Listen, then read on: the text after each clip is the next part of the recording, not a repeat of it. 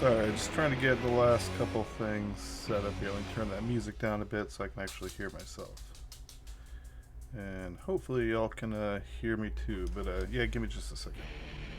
I got a fun one today though, so yeah, this will be worth it.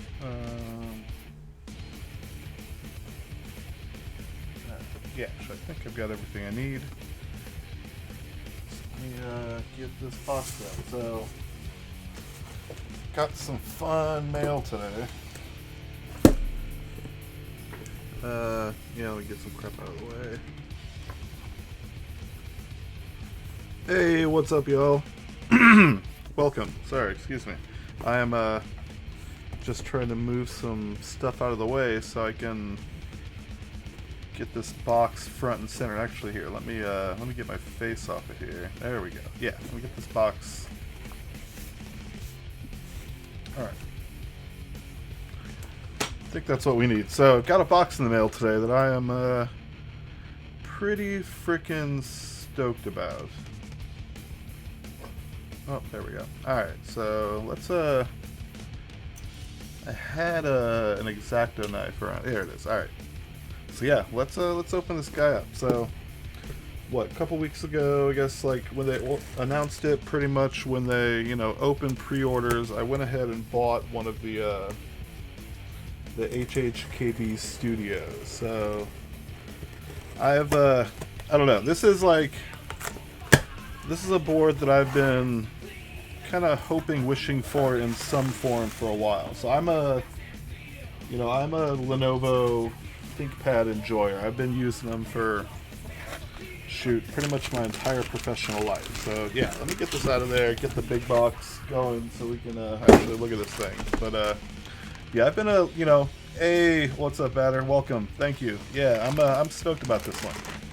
So I was just kind of, rambling about my love of ThinkPad, and I love track points. I love kind of that style. Like, I love the old school, like the, T420 generation, like, full, like, keyboard with the nav, cluster down here, and the little, the little trackpad and little guy down here, all that shit. So, like, I love those keyboards. I've actually got I've got kind of the Bluetooth version of the most recent keyboard that I use is like on my media PC, so my girlfriend can use it and doesn't have to dick with an HHKB. But like, I've always loved that style. So yeah, when I saw this coming out, I knew I had to get one. For one, it's an HHKB. It is the HHKB layout. It's got the 6U spacebar. It's got the asymmetrical.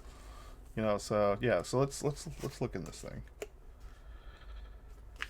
First off, I did pay the extra, whatever, $20-30 to get the tiny, upgrade. So this is adorable.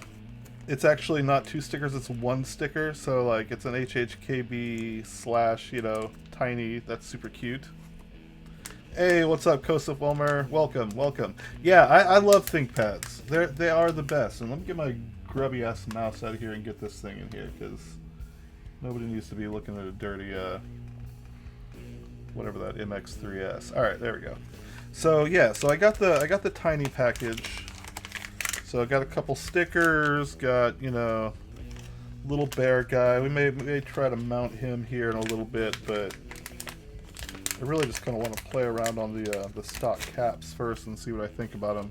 Kind of compare them to an HHKB. But we got some stickers. California Republic, this being Texas, I'm sure that would get me in some trouble putting it on my truck or whatever, but I might do something with these other stickers. And nice bag, nice little,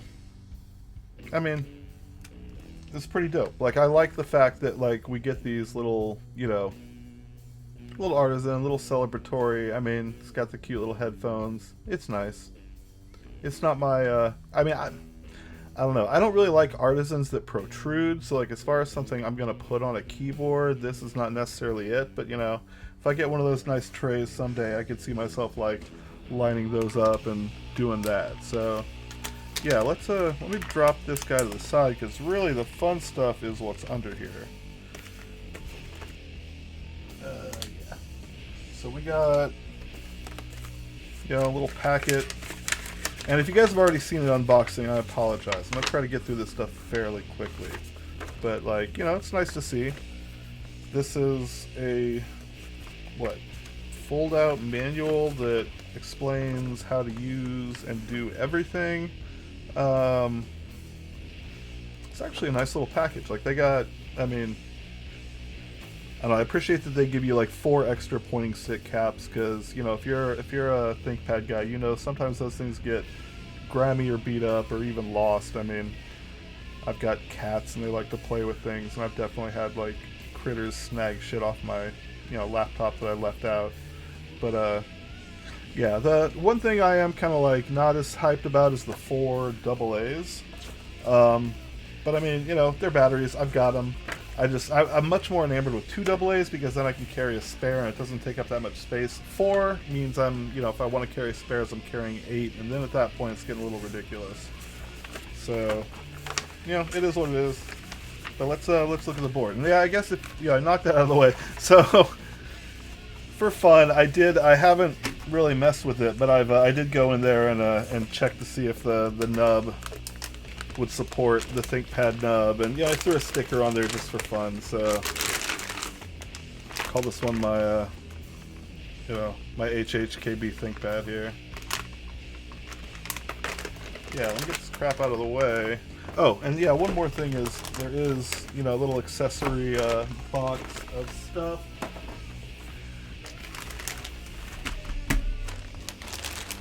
So let's take a look at what we get in this one. So yeah, so they do give you the batteries, and they're going with Maxwell this time, so you don't get the nice like red and gold batteries that came with the other one.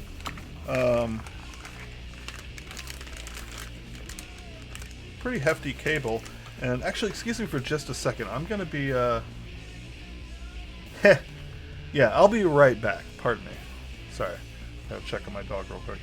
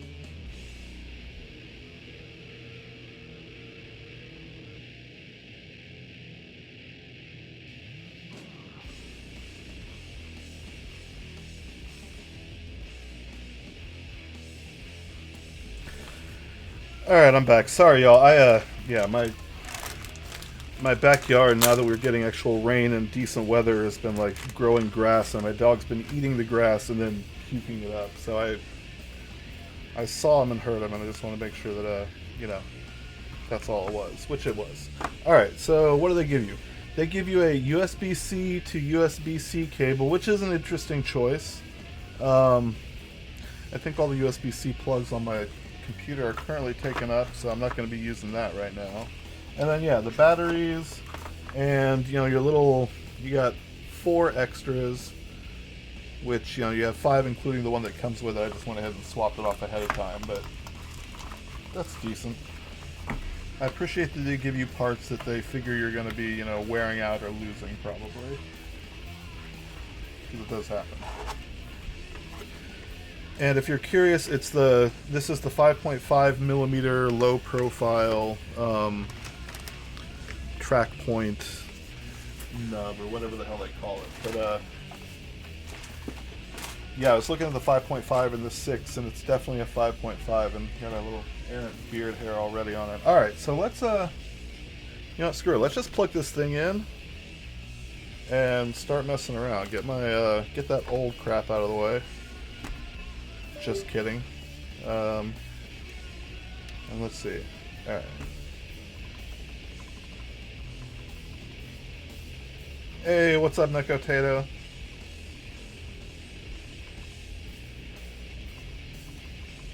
All right. Yeah, learning already. Okay, there it goes. I guess you have to turn it on. All right, there we go. There we go. All right, so we now have a keyboard. Cat hair, me hair. I mean, I'm I'm a hirsute individual, so it happens.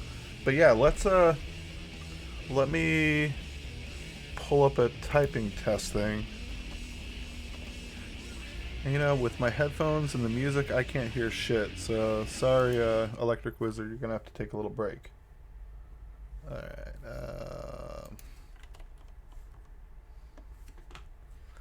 Oh yeah, monkey type, and then what was just keyboard tester. All right, so I just want to make sure that this thing works real quick. So.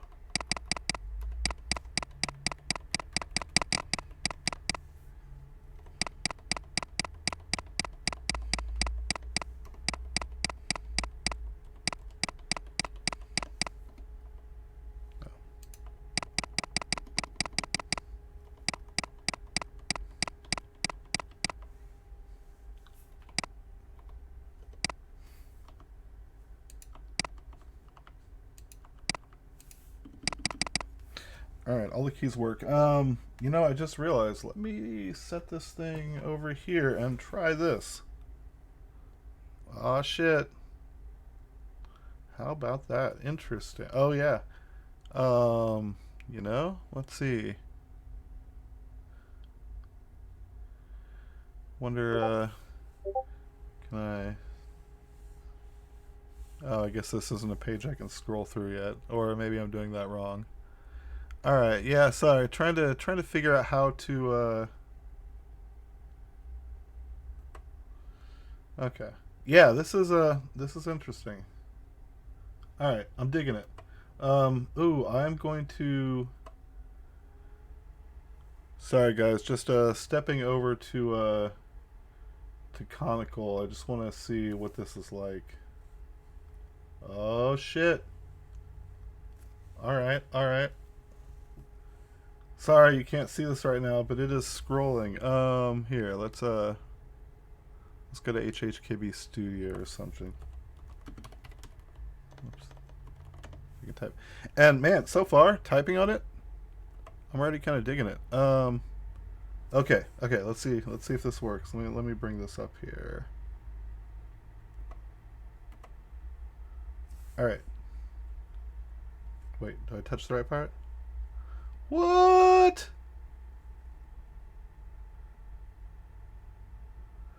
All right, that's pretty slick. That's pretty slick.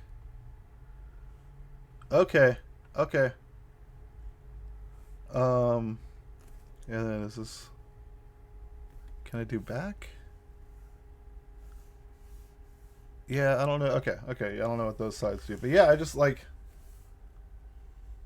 Look at that. All right, that's cool as fuck. Okay, okay. I'm sorry. I'm digging this. That's kind of neat. Ooh, yeah, gently stroking the side. Look at that. I'm sorry. That is cool. Like, okay, let's see. So if I'm typing, I'm doing bullshit, blah blah blah. Can I just? Oh, oh yeah.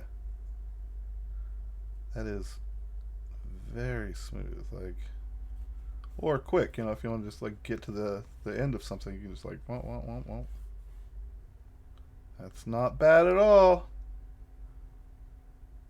Download the updated firmware. Okay, okay. Yeah, let's hold on. Let's see. Where's the HHKB Studio?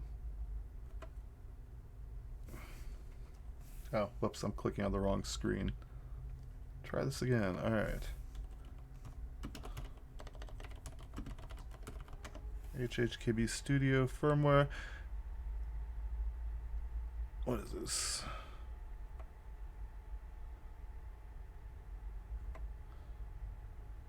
Studio. All right. November 2nd. So I'm wondering if I already have this. Yeah, I'll just jump it there for now. That's fine. Sorry, just apologize for the oh. Yeah, I keep wanting to reach for my arrows, but I can just like oh, there, the Studio Remap tool. All right.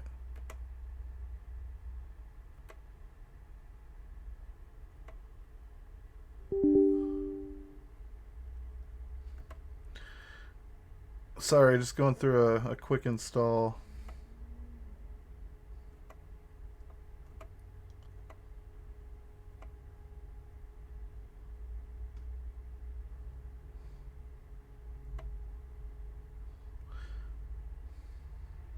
All right, yeah, I just downloaded the key map tool and installed it.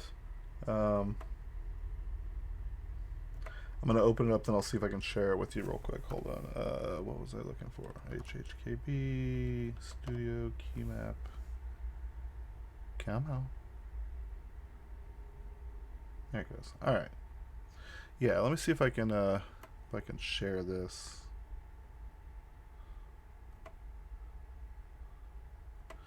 I'm sorry, I should yeah, hold on. Yeah, I'm kind of slow with the track point right now, but I'll figure it out.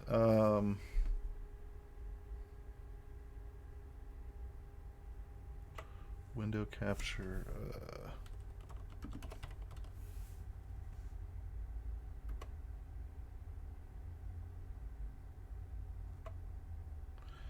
All right. So yeah, so this is the software. So update the firmware.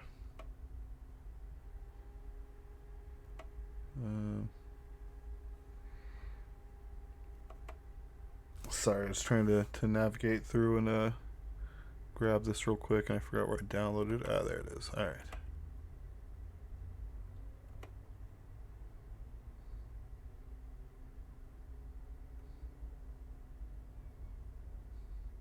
Okay, so I do have, it is an update, so let's write that shit.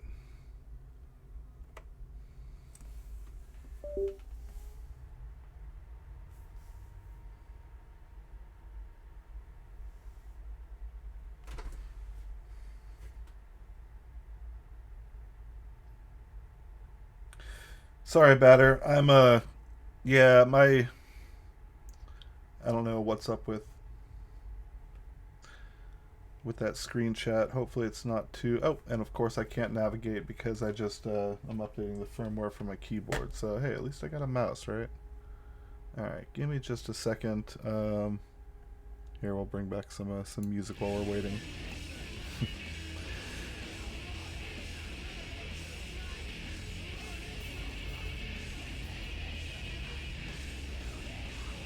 Alright, we're getting there. 50%.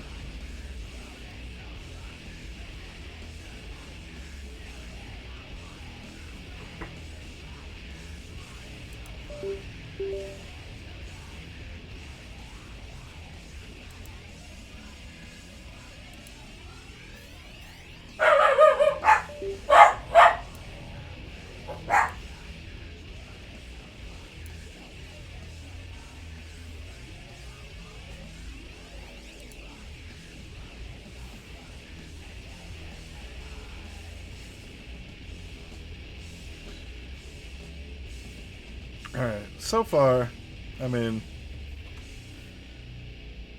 I don't know, typing on it, I'm enjoying it. I'll do some more actual typing here in a minute, but like, yeah, so far I'm enjoying it. The stroke navigation is pretty freaking cool, though it is kind of making me want to, like, not accidentally lay my hands on the sides or anything, cause any trouble with it. But okay, so now we are updated. So yeah, while we're here, I think I'm just gonna go ahead and kind of like poke through this because it's kind of cool. All right, writing is complete. So, for one, you can save multiple profiles in this thing. So if you have like a gaming profile or a media creation profile or whatever, you can do that. and then just swap them. And I'm not sure if you can swap them through key combos. I haven't really messed too much with that. But the other thing that's interesting about this is the multiple function layers. So, you know, you've got function 1, function 2, and function 3. And as far as what those are, you know, that's function 1. Oh, here, let me do this real quick. Hold on.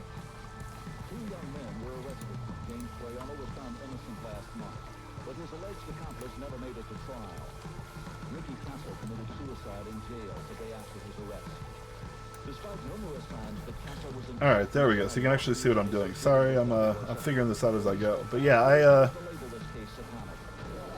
it's kind of cool because you have, like, you know, your function 1, which is kind of your standard function that we all know and love from HHKB, and I have made my modifications to it. Like, I turn off the power button. I freaking hate, you know, power button escape. And alright, now that we're back, we got to get back to this thing. So yeah, I hate the little power button escape. I swapped these because I want my Win key away from my spacebar, just for like gamer nerd shit, and I like that to be delete on the secondary layer, just because I like the way that backspace works. So those are the layout changes that I do by default. Alright, so layer 2, which is the center mouse button, it looks like you've got different speed settings, which I'm not sure if that is for the track point or if that's for the sides or what, but, and then we've got these G speed, I think it says. Yeah, I don't know, is that maybe that's the touch point speed, or the, you know, the stroke nav. And then you've got these little speed modifiers, so you've got a couple speed things on layer 2. So that's interesting. I'll have to fuck around later and figure out what those are. And then layer 3 is just, there's, you know, it's just a default layer, so you can do stuff with it. But the fact that you can program multiple layers like that is pretty cool. One thing I did notice, the dip switches. So yeah, let me get this thing out of here, and then, you know, actually look at this board.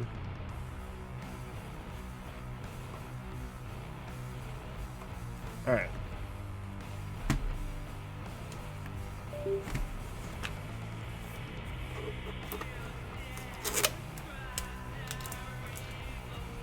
Hey, what's up, Shonies?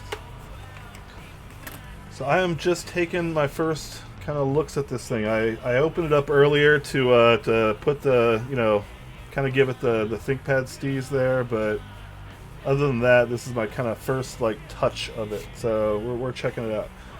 So one thing is the jumpers, there's 6 of them, or dip switches, and they do weird things that I'm not used to. So a standard HHKB jumpers, like switch 1 and switch 2 are,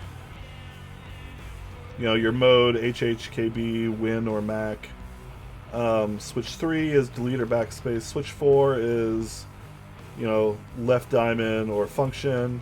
Switch 5 switches your alt and, you know, your whatever meta key. And then switch 6 is power saving. So the 6 switches on this are a little different. So switch 1 is mouse keys enabled disabled. Switch 2 is gesture pads. Ah, that's what the G is, gesture. Okay, so G speed is gesture speed. Switch 2 is, you know, gesture pads on or off. Switch 3 is pointing stick on or off. Switch 4 is scroll direction, reverse or forward, so that's kind of cool. I guess you could do, like, you know, whatever flight sim controls if you want to. Switch 5 is, you know, switches, delete and backspace. And then switch 6 is power saving enabled disabled. So in this one, there isn't a switch to put your function, you know, function key down here. There also isn't a switch to change your, you know, your alt key and your Win key or your option key and your command key. But since you can do that in the software, that's not the biggest loss in the world. That is interesting. And then of course, you know, the 4 AA batteries that you have to have. So that's a little absurd, but I guess for all the internal workings in this thing, you need it. Hey, what's up, Jonesy?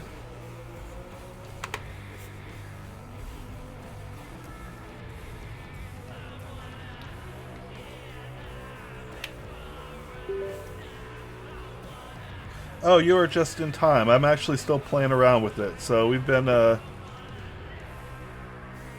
Hey, ADT, what's up? Oh, shoot. I just touched the side, and I guess this is... Oh, interesting. It's like... What is that? Alt-tab? So I can scroll through all of my, my open windows, which... That is super cool. Alright, I like that. That is handy. But yeah, I've been playing around with the stroke nav. I've been, I mean, it's pretty cool being able to, like, oh man, alright, that... Alright, so... This is what we're looking at here. Let me see if I can get back to this. Yeah, so for stroke navigation, like... That is super cool. Can I fling it? No, okay, so you can't fling. It stops as soon as you stop touching, but that's probably smart. Oh man. The target audience of this thing? I don't know, frickin' nerds. Like, keyboard nerds. This thing is so cool. Well, I don't know. I'm just saying that because I'm a keyboard nerd and I'm like enamored with this. I love this functionality. Like, I like that I can... I mean, I think it's going to be a good travel board. Like, I think it's going to be a good... I mean, I used to carry like the old style. Here, give me just a second. I'm gonna grab a few boards and kind of try to illustrate my point here. But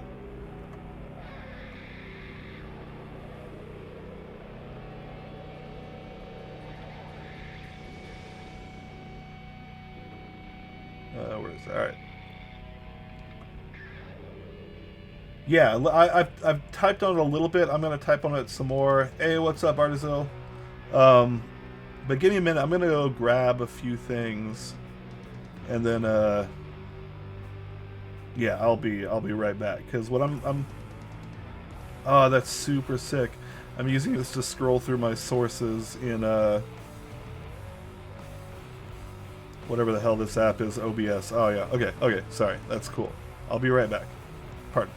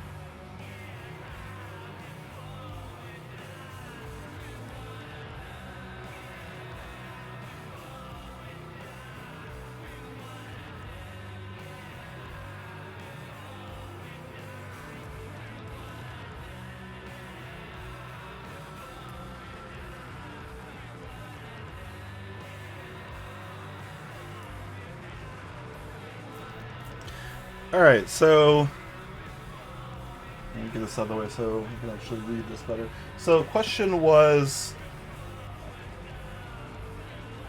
Okay, so the sides are super sensitive.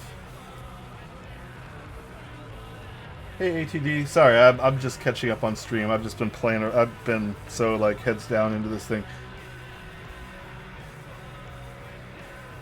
Yeah, the sides are super sensitive and you find yourself touching them on the bottom right when using the track point. Okay. Yeah, I wonder how that's going to be. Like, maybe that's like a hand size thing, or... Because, yeah, I might... Okay. Man, that is so cool, though. I wonder how that's going to... Okay, yeah, so that totally does not work with a wrist rest. You got to, like, have space to... Yeah, that's... Alright, so that's not comfy. So that is one downside so far, is that it is not going to play with my wrist rests. I'll either need to get a wrist rest that is cut here. But yeah, let's...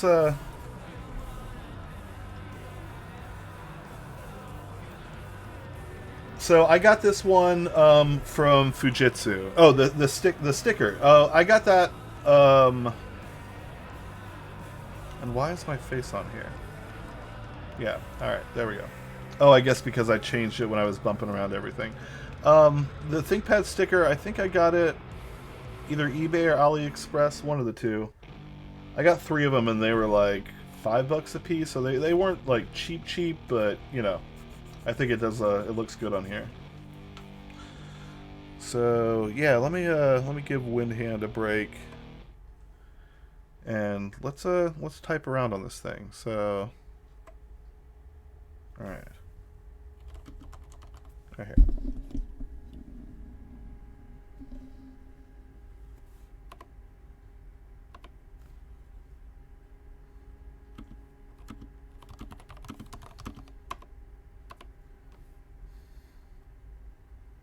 Is it tab in there? Okay.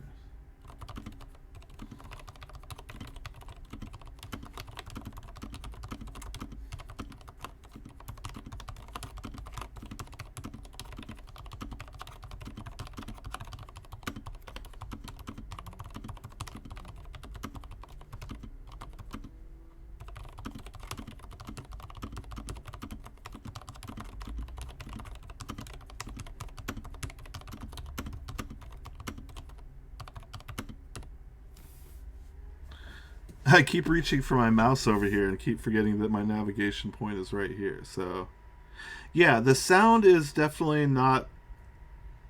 I mean, here, let me.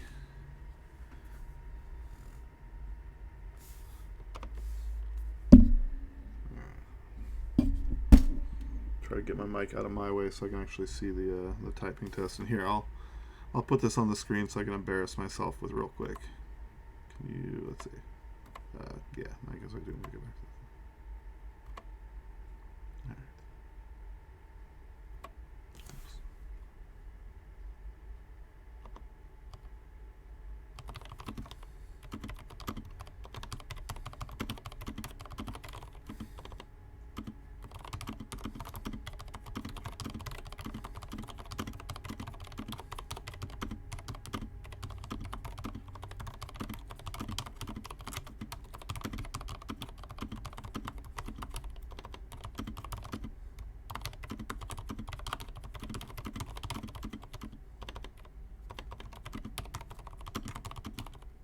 Alright, so that was really terrible. But I don't think it sounds bad at all. Like I really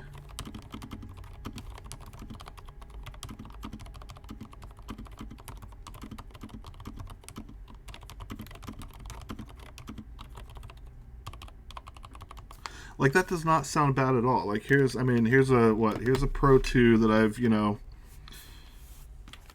modded a little bit, but I mean it's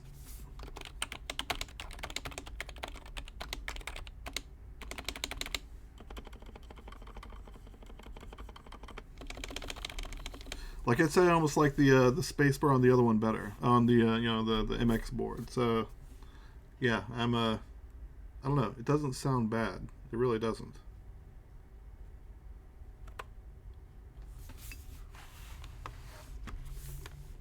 But like what? Here's another.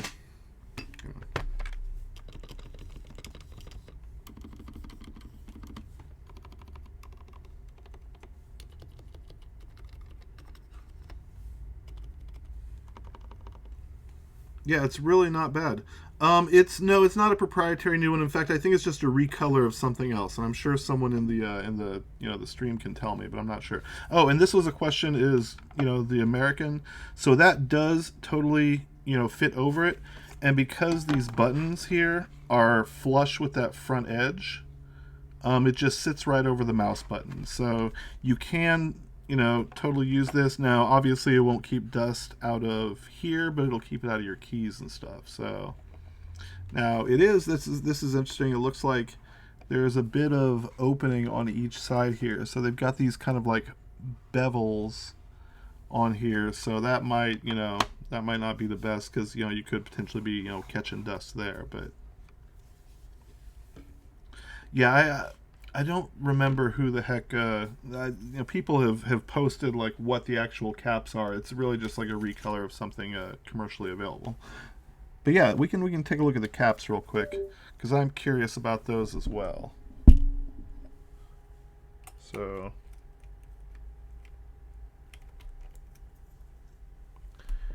Yeah, that's pretty thick. That's not a thin cap. So let's look at, what is there?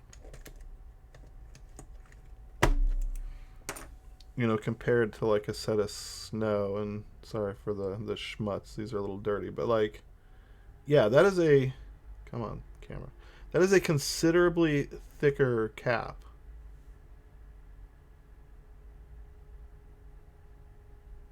So I'm sure that has a lot to the, as far as the sound goes, but like, yeah, I mean, I really don't think it sounds bad at all. In fact, I think it sounds pretty good. Um, One thing I did notice on these caps are they're sharp. Like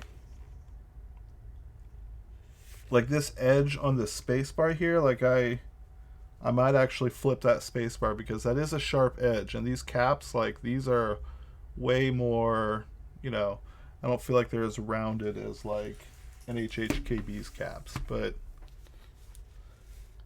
it's interesting. Yeah, sorry, Ellie.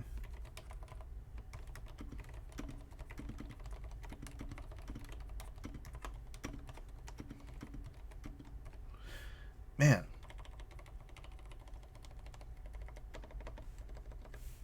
yeah, it sounds good. Like it's actually a pretty decent sounding keyboard. I feel like I should go get another MX board or two and compare it, but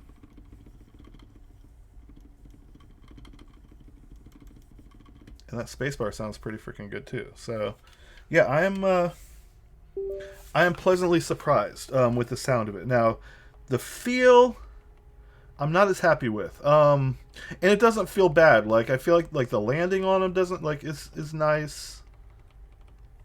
Like the feel of the key press is decent, but I like a little bit of that like initial like tactile event, like, and these are linear, so they're up and down. Um, yeah, and there is that kind of that MX impact that you get. So it's not the best typing experience. It's definitely not Topre. So if you're wanting Topre and you need a Topre board, this isn't it. Um, but it feels good still, and I like I'm gonna type on it for the next few days and just kind of like really get a feel of it. But I enjoy it. What's up, Zizo? So yeah, I'm just playing around with my HHKB Studio. I just got this today. I am absolutely in love with like the stroke navigation features. Um, I've been using it without a mouse or trackpad, and just like using the kind of the track point. And it's really responsive, feels good. Like I can kind of I can send it if I want to, or I can kind of be a little bit more with finesse. Um, but yeah, it's not bad. So yeah, the keycaps. I'm not the hugest fan of either the legends or the actual profile of the caps. I mean, I'm trying to think if I have another couple HHKBs around. So yeah, let me grab an HHKB with some OEM ish caps on it.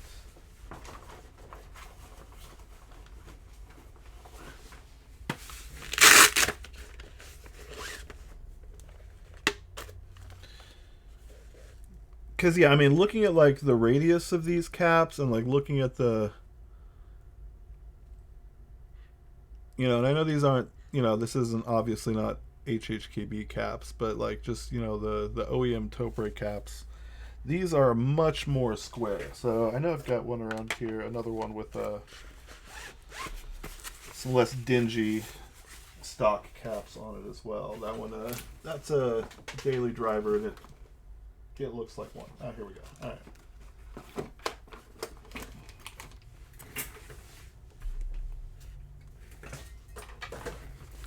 Sorry, this is so like discombobulated here, but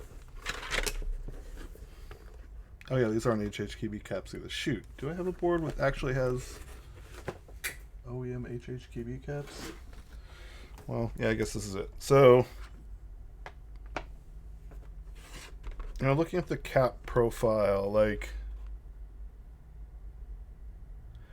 I feel like close but not quite, and it's really like the edges of these caps are so much sharper than the HHKB cap. So that's one, as far as feel goes, like the caps on the HHKB feel wise definitely win. Like they're comfy. When I'm hitting the edges, I don't feel like I'm hitting like an actual rough edge. I do feel like I don't like the edges of these caps, so I may look at what I can do to replace the caps. Which I know the spacebar is going to make that tricky. So, a spacebar with a bit of an edge combined with the 6.25, like that's going to suck. So yeah, it's this one is much smoother. Like it. Yeah, this just feels sharp, and the corners feel sharp, whereas these feel more rounded. So, I do think a GMK set. Yeah, I mean, I've got here. Like, I've got this board out too. This is Mictlan and a beard hair. Sorry, guys. But yeah, that's much nicer as well. But again, it's the the space bar is the trick. So I don't know if we can get a space bar. Sort of ironic, the caps are so rigid when the studio case is more rounded. Yeah, that is interesting. Like they really didn't necessarily follow that, design motif all the way through, which I don't know, for whatever reason. So okay, so this thing, it pushes it to its limits, but it still fits on the little key mat, so that's pretty nice. Yeah, sound wise I like it. Feel wise, it's not Topre, so key switches, like, I don't hate them. It's not a bad MX switch. Yeah, sorry, Kev. This is I just put that sticker there for the joke, and that's I did want to kind of talk about that. So earlier I was asked who the market is for this, and for one, it's me. So this is a very old keyboard taken out of a data center that I used to work in, and we got systems from, I guess after the Lenovo acquisition, they were still making these boards, even though, they were technically made by Lenovo for the IBM server division. So this is a board out of an old, rack KVM.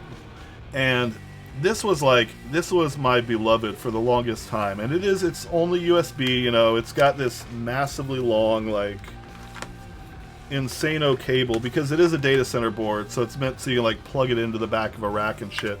But this was my carry around work board when I used to do a lot more DC work, and this thing plugged this into so many headless terminals, made it work, didn't have to type on their grubby keyboards. But I love this thing, but obviously the layout, it's not an HHKB, and it's a cool layout, and it's that Lenovo laptop style, and it's got this guy, and it's got this little guy, and it actually has forward and backward rather than page up, page down. That was such a big thing to me. So I love this board, but it's just not in my layout. And as people who have watched my streams know before, I am, I'm an HHKB guy. I love these things. I love the layout, the kind of that Unix style with control and split backspace and a function key and the asymmetrical blockers. I love that. But not everyone does. And as a concession, this is another keyboard that I use. And again, this is dingy because it's sits out in the living room and the cats lay on it, and it's but this is the keyboard that I use for my my media machine. And because this keyboard, my girlfriend can use it. It's standard ANSI layout, so it just kind of sits out there, tucked under the couch or tucked into the the little.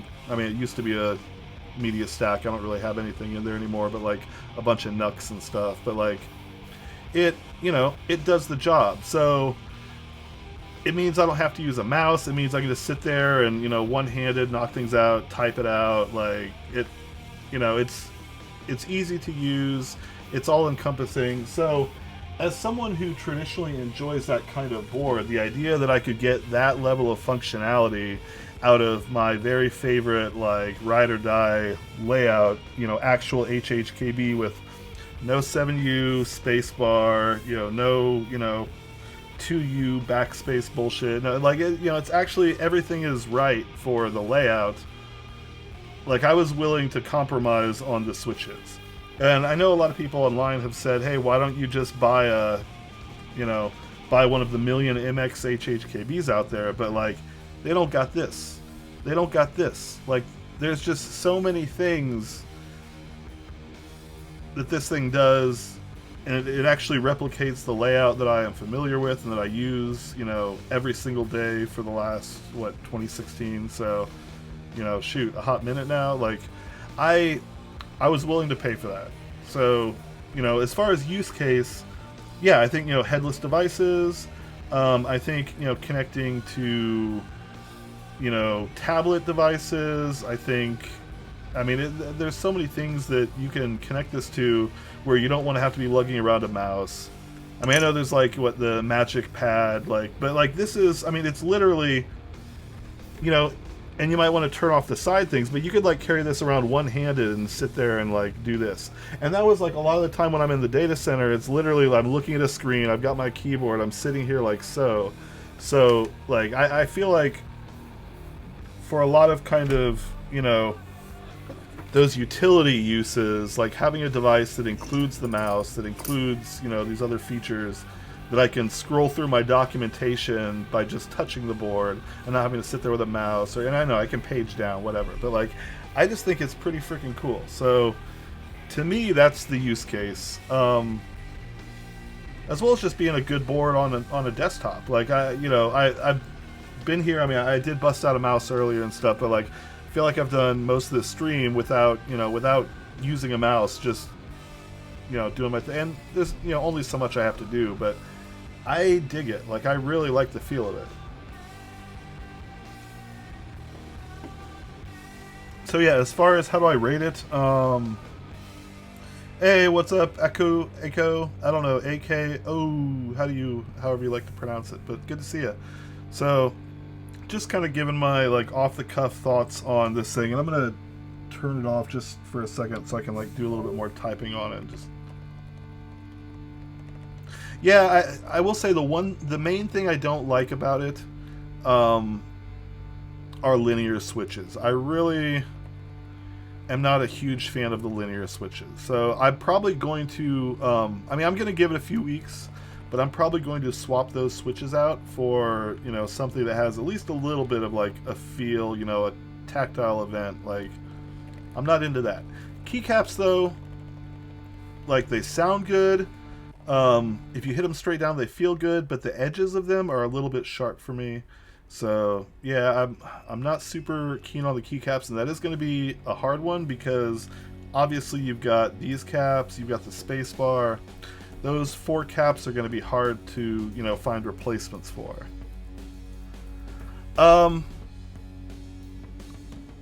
ATD, or the gesture pad, something I'd like to see come to the regular HHKB? Probably not. I honestly like that the lines are separate, and I hope they remain separate, because, like, there's something pure about this design right here.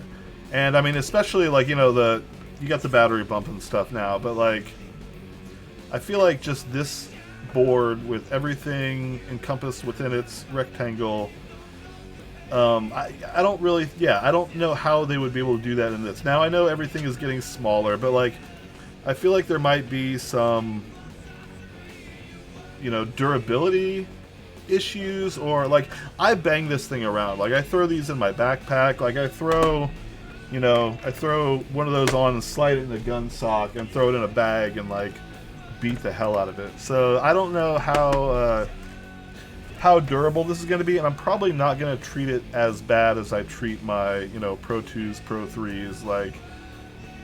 But yeah, I don't know. I don't think I don't know if I would want extra nav features to this. Now, would I want Topre switches in one of these? Definitely. Like, I would love if this had Topre switches. I think that would improve the typing experience of it, which, you know, feels good, but I'm not super keen on linears, so it's not the same. Like, this is definitely, like, yeah, it doesn't have the same soul as like the domes do. Like there is something to the domes, the feedback of them, that you don't really get out of a Spring and out of MX. And maybe if it had like a little bit of a tactile event, like I would feel differently about it. But yeah, I definitely much prefer Topre as far as that goes. So Copre might be able to save it, maybe. And I do have a Copre or Copre board, however you want to pronounce it, that I could try. But so is the plastic integrated plate a la traditional HHKBs? I believe it is metal. And in fact, let me go ahead and get my keycap puller out. And since I got it turned off, we can pull some caps off it. And that is one thing that's interesting, is like most of the other boards, if they're turned off, you can still plug it in and use it plugged in. But I guess because it has to like wake up the onboard logic and stuff, you have to turn this board on. Just plugging it in does not turn it on. Like you don't get anything out of it until you actually turn it on. All right. So yeah, so the plate, that is definitely, I mean, that's metal. So like, yeah, it's a metal plate. Look like fairly standard switches. Like, just sitting here and poking at them, they are very quiet. I will give them that. These are some quiet SMX switches. Like, silent linear is about right. So no, it only has one USB-C port. This is the power switch. So that's another thing they went away with. They're not using a button. They're actually using a switch, which I personally prefer buttons. That's just a weird personal preference, and I don't know if there's any kind of like durability issues one way or the other, but I would rather it had a button than a switch to turn it on and off. But that's just me, and I can live with the switch. It's not like a big deal. But yeah, it's just, it's a switch. Now it's on, and then it, does a little flashing. I haven't paired it yet, so I haven't really messed with the Bluetooth, but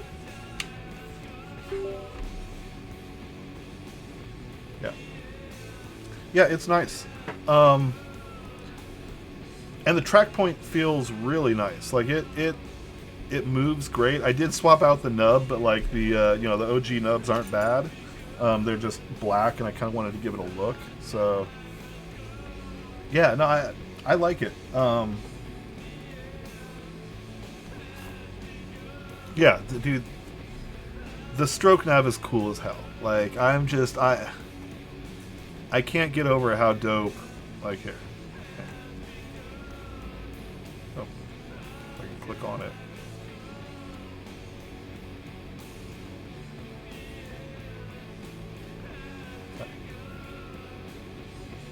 Like, that's awesome. I love that I can do that. And I love that I can like rub down here and switch through all of my open windows and like, navigate around on the left. Like that's cool. It's a little gimmicky, but it's super cool. And I look forward to harnessing its functionality and like actually, doing shit with this and seeing what I can do with this, like what responds to it. So I do want to plug it in. I've got a Fedora laptop and I've got a couple, CentOS, systems running on some NUCs, so I'm gonna plug this into those and play around with them. What up, Gatoron? Welcome. Worth 350 plus? I don't know. That's a hard sell. Like, what was it, 329 on release? And even that's pushing. I just realized my mouse is on the wrong screen. Yeah, even that's just pushing it a bit. Like, I don't know if it's really worth 350 plus. I don't think I would pay 400 for it. Or if I did, I don't know, you know me, I've got like, 40 something HHKBs at this point. So I'm not one to shy away from buying an HHKB. I don't think I'm going to buy more than one of these. Or, I might buy a second unit, but like, I can't see myself going crazy over these. For one, yeah, the price point. They're expensive. But I dig it. So why didn't they do this with Topre instead? I don't know. Maybe the way the housings fit. Maybe I really don't know. I know Sipulot is trying to crack that nut. So I'm looking. Hey, what's up, Shiwa? I'm looking forward to. I'm looking forward to what, you know, Sipulot does. I know he's been tearing his apart, doing all sorts of like cool smart guy stuff with it that I can't hope to understand. But like, if he had, you know, if he could do a replacement, you know, drop-in board for this thing that could turn it into an EC board, I'd definitely buy another one. I would definitely, like, the conspiracy they're going to stop producing Topre, no way, no freaking way. Like, I can't see that happening. Like, I feel like there will, like, that board does not replace this board. You know, for, you know, utility, for touch, like, it's different, they're different things. They're way different things. And I really like, this is the programmer nerd board. Like, this is the, you know, the happy hacking keyboard. Like, I don't know. Actually, you know, I say I don't see it, but honestly, I think when I use this thing for work tomorrow and I've got code open and I'm flicking through my shit and I'm like moving over to my open VM sessions and I'm like navigating around here and I'm not touching my trackball and I'm not doing this all the time, like, this might be an ideal programmer board too. But yeah, the switches are a downside, and like, I would never leave Topre for this because it's not Topre. Like, it's not HHKB professional, you know. So but I like it. I really like it a lot. And I'm not mad what I paid for it. I mean, I've got the tiny cap. I'm trying to figure out where I put it. Oh, here it is. Maybe?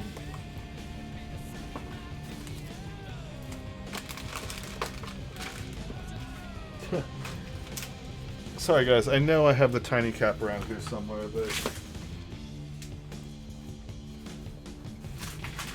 Oh. Awesome. Okay, so yeah, I just dropped it on the floor and was, like, rolling my chair over it. So, sorry, Tiny. But, like, you know, it's... I showed this off earlier. It's cute. It's a cute little cap. Like, for the, what, $20 upcharge for the stuff, like, you know, it's cool. It's got a little logo in there. It's got a little heart. Like, it's a cute little artisan cap. I'm not super big on artisans that, like, protrude beyond the standard plane of a key cap. So I don't see me putting that on anything, but, like, it's a one for the collection. So the board doesn't fit your 60 sleeve, like, at all. Yeah, that's one thing I've not yet tried. So I'm curious, and here, let me turn it off again and just see if it'll fit any of these, like... Huh? Oh? Shut up. Alright, so it doesn't, like... It doesn't perfectly fit. But I feel like that would give it some decent protection in my bag, and it's not like bulging, and it's also like I'm definitely like I can feel the keycap, like it's not like depressing the keycap. So yeah, 62 board, right, yeah, just a little bit longer. So I mean, that is one thing, you know, you can look at.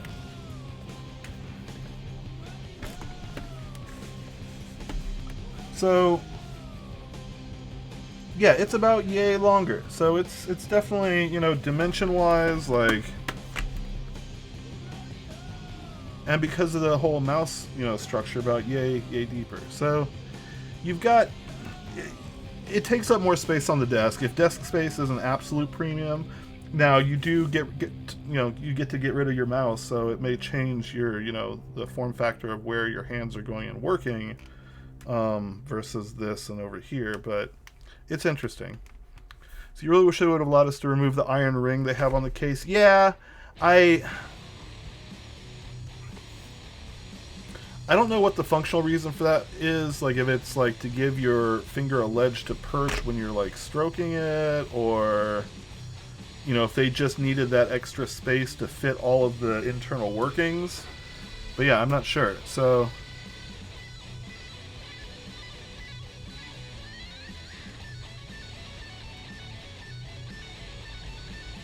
yeah, I mean, I would expect they would have a case for it in the U.S. It does look like the cases in Japan are coming soon, if they're not already out. And then I know they're also doing a cover for it, which the cover that they're releasing for it is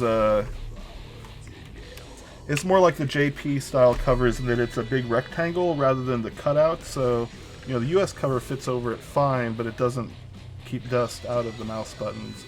The JP cover, I don't know if it covers the mouse buttons, but it's more of like a rectangle and then has like 4 kind of like rubbery standoff things to, you know, keep it from marring the surface. So, you know, it's a little, and that one comes out mid-December, I guess. Yeah. But yeah, that's what I think. Jonesy is like it gives you something to kind of rest the thumb on, rest the finger on, like you do a little side thing, like yeah, and it keeps it so yeah, so it's interesting. I do like it. I know I've mentioned like it's a little bit of like a monkey's paw wish fulfillment, and that it's what I wanted but not what I wanted.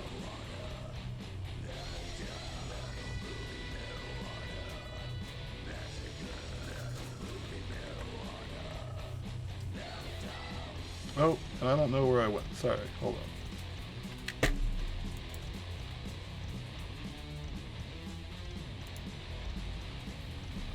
Alright, take it easy, Echo. Good to see you. Thanks for joining. So yeah, I give it thumbs up, but like a reserved, you know, half thumb up, because the switches are linear. They're not my favorite. And the keycaps, though they sound great and like texture-wise, and if you hit them right, they feel great, I don't like the edges. Font, I could take or leave. It's, you know, it's black on charcoal. I don't have to look at it when I'm typing, so it's not like actively pissing me off. But you know, the edges I'm not super keen on. So, and the fact that you can't swap the spacebar for a standard 6U is kind of a drag. But yeah, I'm thinking about swapping the switches, but I'm going to give it, you know, probably a couple weeks of typing on these just to see if they can win me over. But I've got what, Boba U4s, I've got Duroc Shrimps that I've tried that, you know, aren't the worst.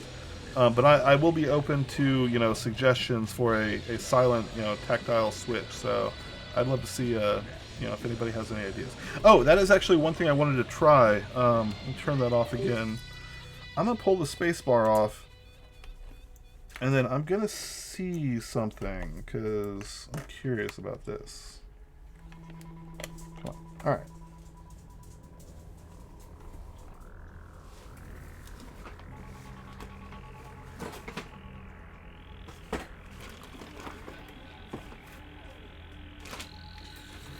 So a while back, I got this super scuffed, weird, cheapo Walmart set, because I believe they were actually sold from Walmart for a moment or something, you know. But like,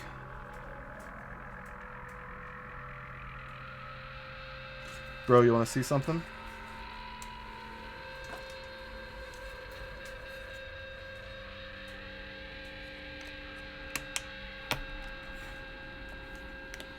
Dude, if this fits, I'm gonna fucking laugh my ass off. Alright, damn, I don't know if this is gonna fit, but if it does, this will be really funny.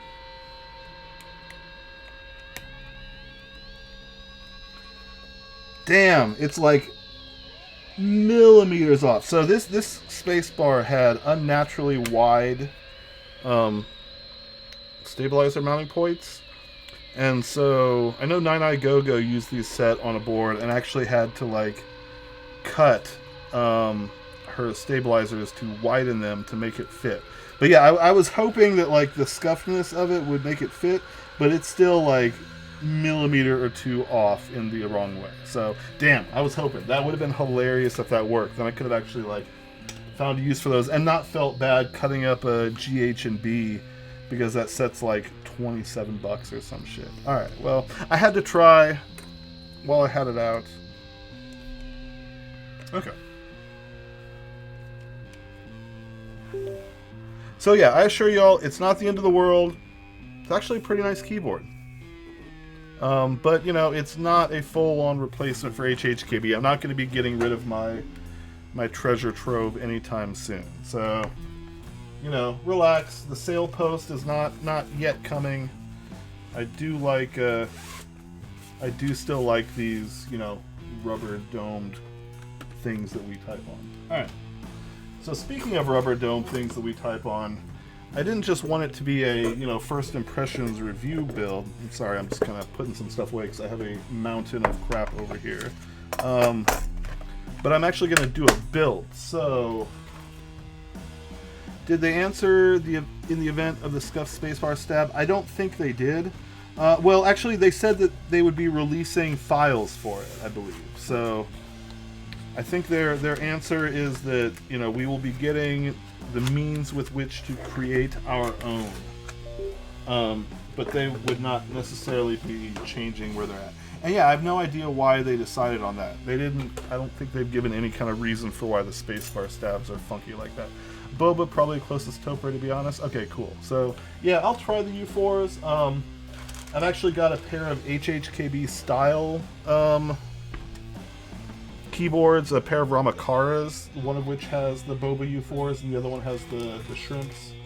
So I'm somewhat familiar with those at least. Alright, I think I've moved enough stuff out of the way that I can actually work on something. But I got this in the mail the other day. So I got in on the blind buy of the Sho V2s and, you know, went through Super Buy to get it shipped, and it finally showed up, and good lord, it is gorgeous. It is not like any red sorry, I got hand schmutz on it, but yeah, it's not like any red I've ever seen. It's kind of almost got like a little bit of a pink to it, and dude, I am stoked about this. So I think we are going to do a really quick build on that.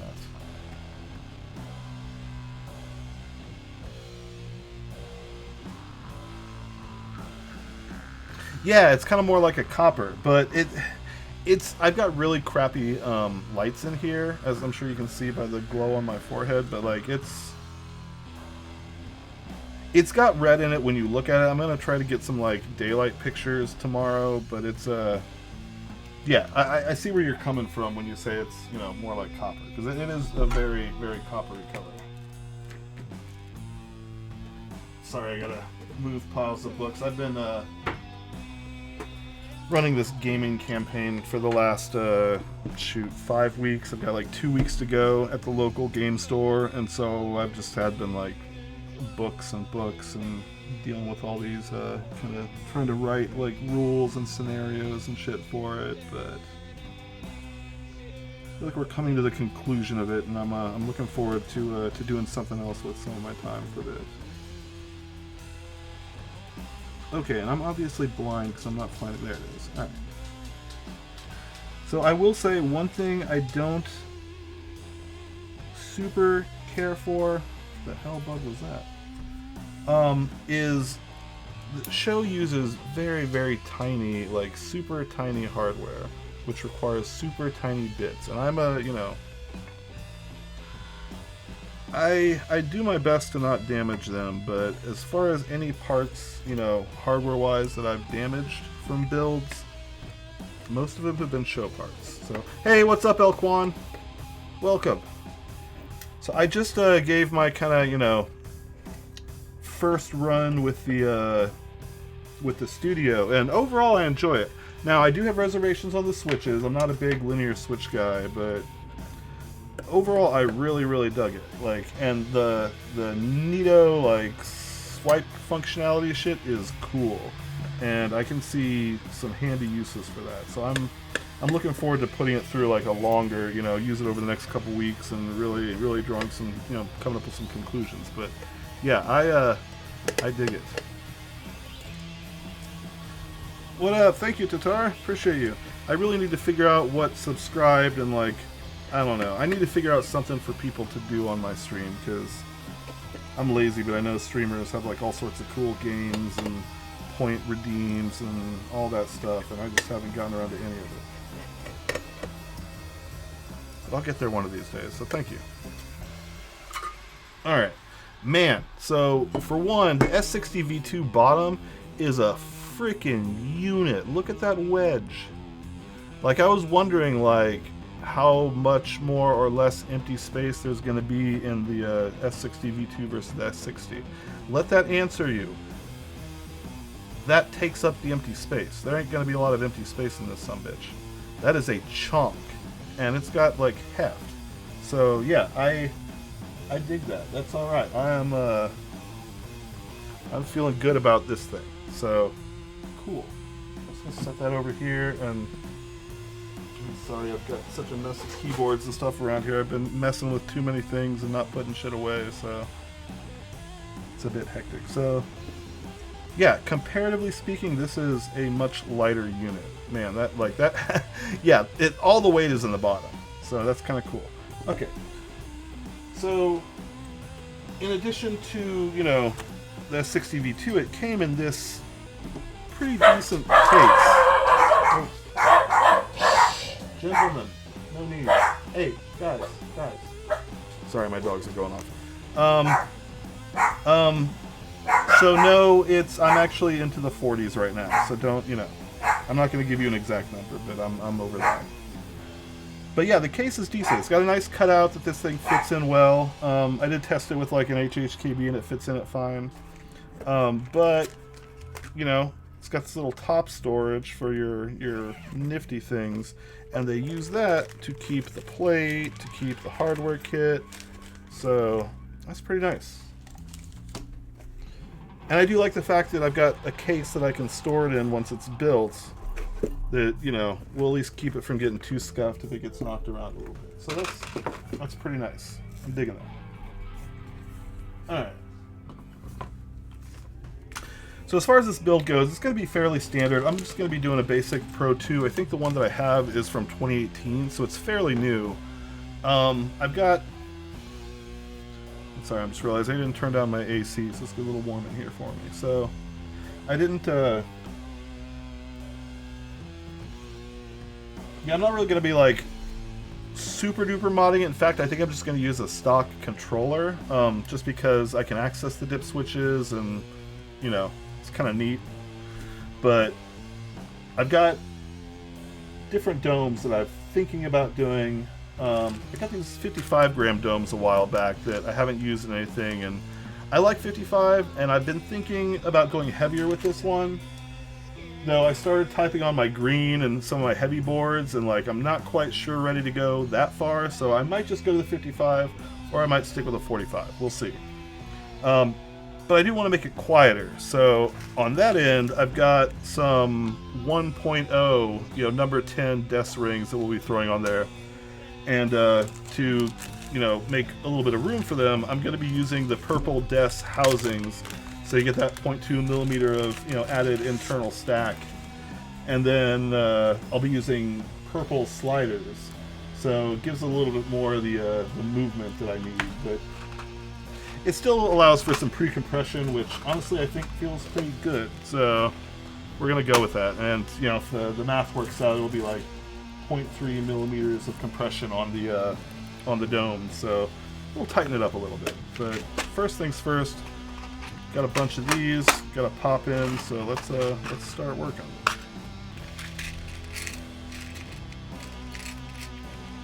Hey, what's up, Mara House?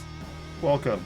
So I'm yeah, I played with that for the last hour and a half, and now I think I'm gonna build the show board. So okay. That was my first question, is if I need gaskets for this. I think because it's brass and the thickness of it, as well as just, you know, the dimensions of the desk keys parts, like, I don't think I'm going to be needing to do anything as far as gasketing the plate goes. We'll see maybe on the spacebar stabs, but I feel like these are pretty good. So, yeah, we're just going to go with that. I don't know. The color's interesting, so yeah, the purple doesn't really, you know, match, but screw it. We're going with it. You're not going to see them once it's assembled. And I do like the purple in the brass. Hello, Zalulu. Welcome.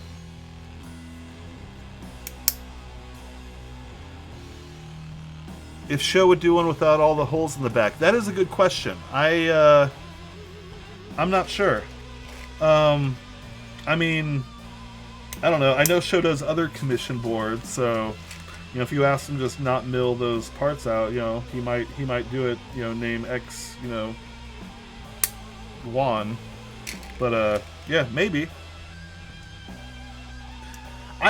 Honestly, I really like the fact that it has the holes in the back, because I know there's other vendors who are looking at releasing ones with those holes, but I don't think there are any other aftermarket cases that have cutouts for the USB hub currently. Because I know, you know, the heavy grails don't. I know the Sho Snipe and the V1 S60 don't. I don't think the Evija doesn't. Like, I don't know if any of them do. Hey, what's up, Dirty Gingy? So I like it. If you're talking about the studio, I actually really like it, and I kind of went over some use cases and like showed off a few of my former boards that like kind of, you know, inform to why I might like this board. But like, I really dig it. Right off the bat, things I don't like: the linear switches I'm not super keen on. I do like the sound of them, but like the feel and the lack of the, you know, tactile event, I'm not as sold on. So I'm probably going to be switching the switches, but I'm going to give it a little while. I'm going to work, you know, type on it as is for a few weeks and just, you know, make sure that I can't grow to love them. But yeah, I think at the end of the day, I'm probably going to swap them out for like some Bobas or some Duroc shrimps or something, but we'll see. Okay, so you say that the USB ports are pretty useless. I kind of like them. I like being able to, like, you know, plug a mouse into it. I like being able to plug a USB stick into it. And I know the, you know, the ones on the on the HHKB Pro 2 aren't the most powerful, but like the ones from the from some of the aftermarket controllers and stuff are pretty good. And like, that's one of the things, I don't know, I like it. But yeah, I get you. You might like those WS silent tactiles. Okay, so I'm gonna have to check those out as well. And maybe someone at like a meetup will have them, or, you know, I can try them out on someone else's board. But I don't know, I might have to just jump in and buy some. But yeah, I am very open to MX suggestions, because that's, you know, I know this or that about Topre. I'm not as well versed in MX. So if anyone else has some Switch recommendations, please let me know. Okay, mouse controls I absolutely love. Yeah, I guess I realized I just told you the like handful of things that I didn't like about it. Everything else I really liked about it. The stroke navigation is novel and awesome. And now this is coming from a, you know, dirty PC user who I've not really messed with like a Magic Pad, so I don't know how like the Mac stuff works and feels. But like, just being able to like slide on the side and navigate through a page, slide down here and swap through my windows, like, it was pretty freaking cool. So I really like that. Track point worked great. Like, I was the first half of the stream, and in fact I don't know why I've got this out, I guess so I can push this out of the way, but like the first half of the stream when I had this out, I pretty much just did everything with the track point, and dude, it works great. So I'm a real big fan. How do you remove housing? So the way I remove a housing, because I don't have the popper outer tool, is I just use one of these plastic spudger kind of things and just go on one corner and kind of like give it a push, and that corner will slip down, and then you can typically just push them out, or then you can go on the other side and do the other one and push it out. But like, some of them, like brass plates, can be a little bit trickier. It's not comfy on the thumbs. OEM typically are a lot easier to pop out, and where like I just kind of like use one of these to pop one side and then just go and push it all the way through. But because of how these are fitting in this plate, it's a little trickier. So yeah, it requires a little bit more force, but like, yeah, if you get one side out and give it a good push, it should pop out. And you know, it will trim down the little retention clips a little bit. Like, this one still has them and it'll still pop in and hold itself in, but if you do that too many times, it'll definitely wear those down. So something to keep note. But like, yeah, it's still in there good. But the tool that Extra Fox made is definitely the way to go if you can get one of those printed, or, you know, have someone, you know, whatever. Those things are cool. and they seem to really do the job well as far as like popping sliders. But I just do it with my hands. Sometimes if I'm like in a hurry, I'll like tape a coin to my finger, and I'm doing a lot of them, and then, you know, just like machine them out. But I don't know, if you're doing like a few hundred of them, it really helps to have some kind of a thimble or something you can push with, because right into the meat of the hand is not comfy. I've done a few of them. Maybe the first 1,000 aren't as easy, but once you've done that, you know, a few full size worth, you get to know how to do it.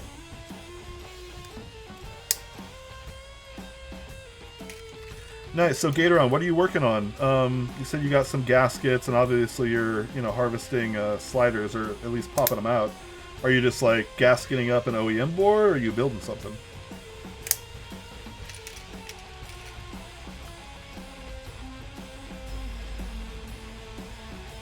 Yeah, the 2U ones, those are a little different. You kind of come at them from the side, but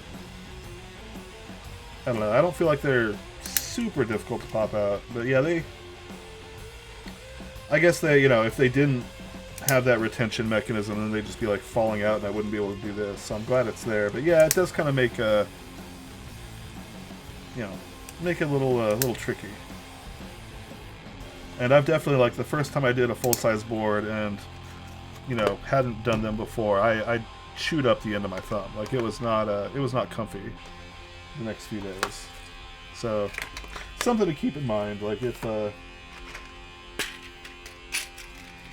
know, if you have something, a thimble or something you can cover the end of your thumb with, you know, go ahead and use it. Yeah, Kitty streamed. No, that was just a Coraline poking her head in briefly. Alright, we're almost there with the 1Us.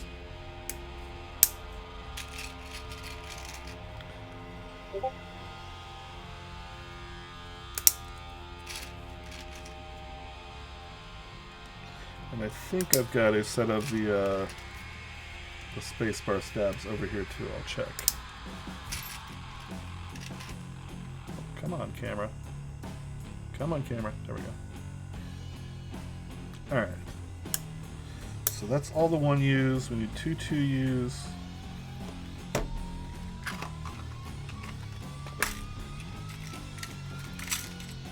Alright.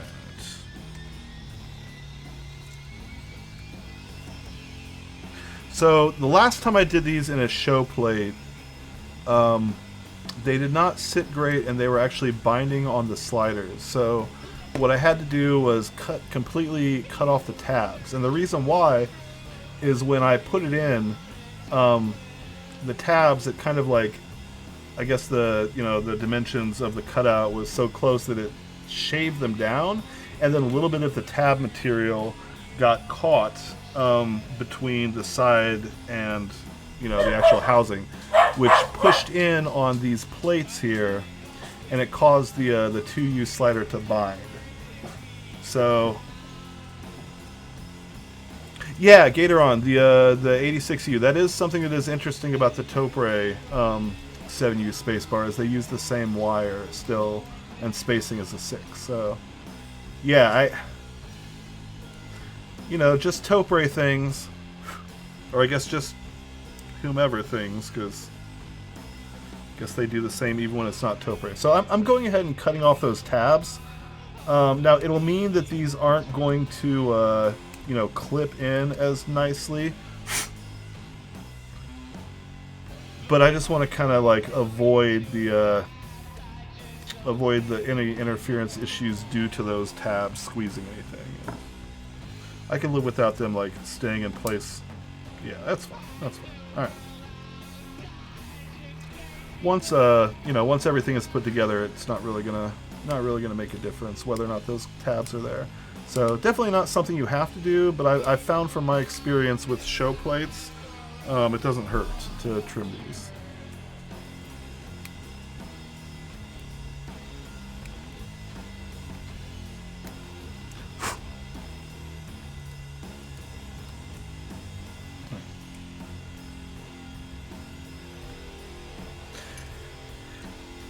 And I am going to be just putting OEM sliders in. Oh, And that one is actually trimmed enough that... Okay, so yeah, maybe those would not have caused issues, but I really didn't want to take the chance. Alright. Let me get something to set this in for now.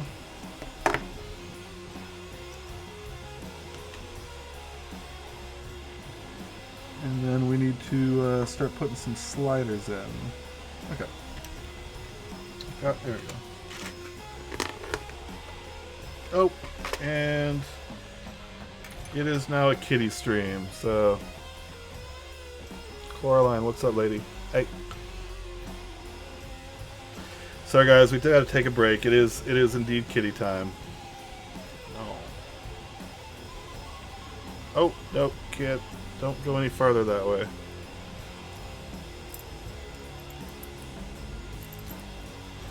Alright. Sorry. This is Miss Coraline. She's a little sweetie. Come on, lady.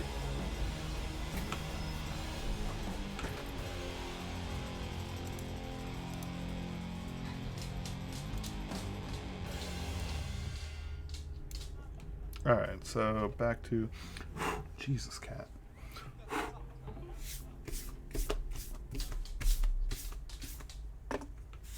That's why if you ever see one of my keyboards and you find a cat hair in it, I'm so sorry, but it's just how I live, man.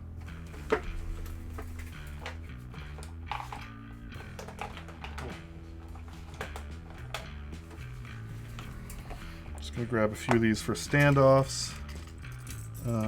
Grab the wires that I'll need.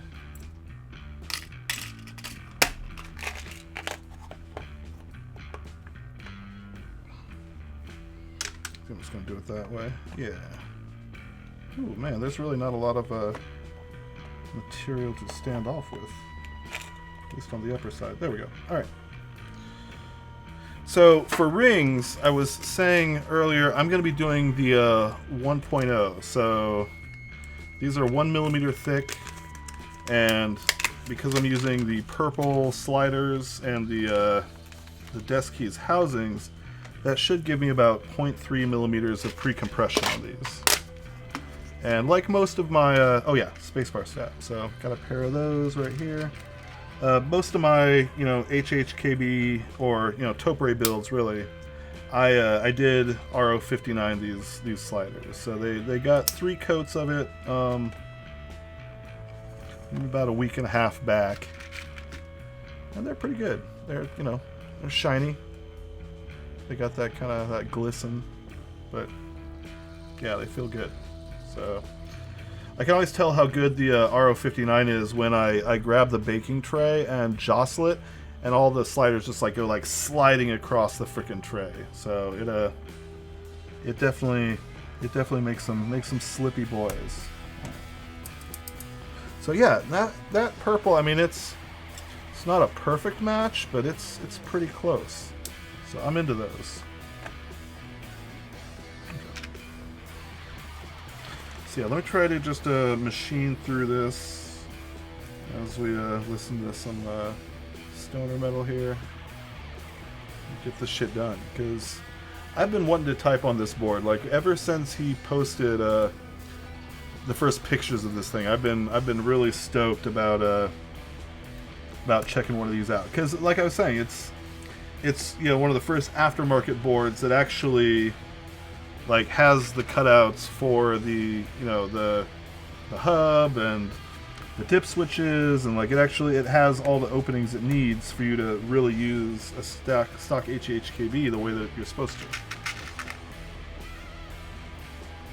You got some V1 all purple for my S60v2.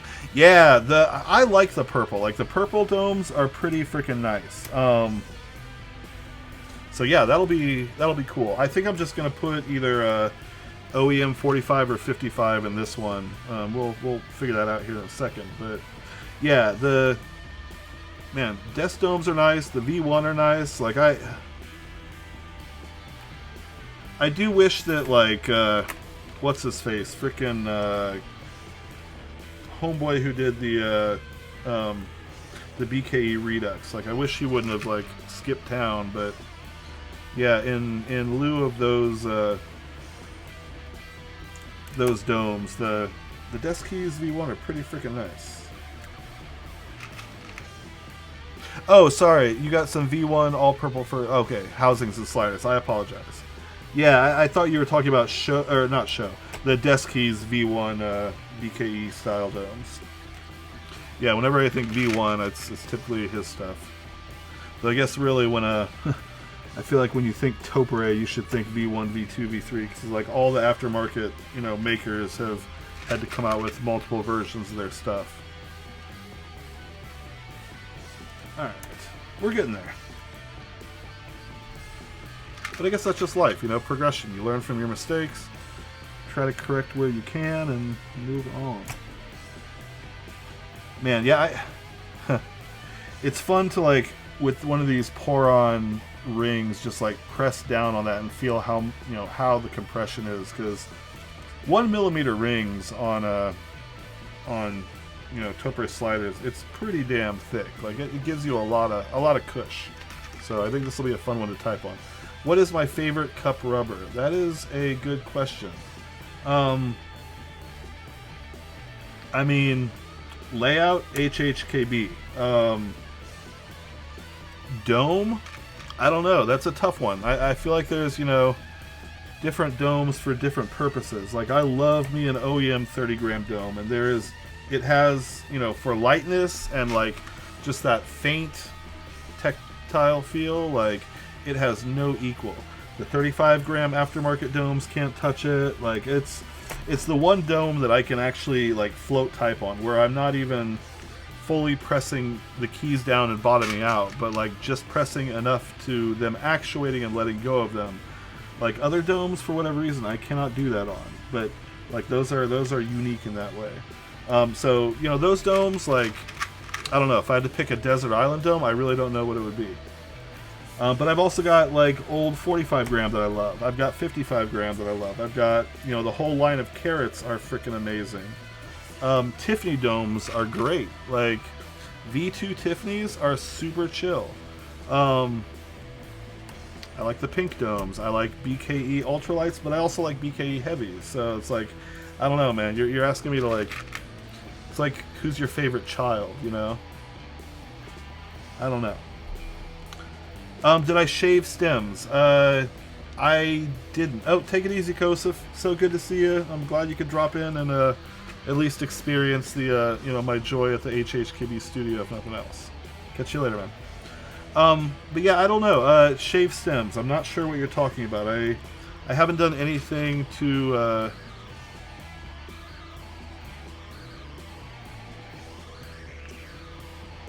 So, like, oh, no, I did not shave the stems. Okay, I know what you're talking about now. These are not MX, these are OEM. So these are like purple silenced from a real force board that I harvested. So no, there's nothing to shave if that's what you're talking about. This will be, you know, OEM Topere caps. So I'm probably just going to throw blank blacks on it. Yeah, they do look like the purple desk keys sliders, though, don't they? And they fairly well, you know, not perfectly, but fairly well match the housing color. So yeah, I can see why you would ask that.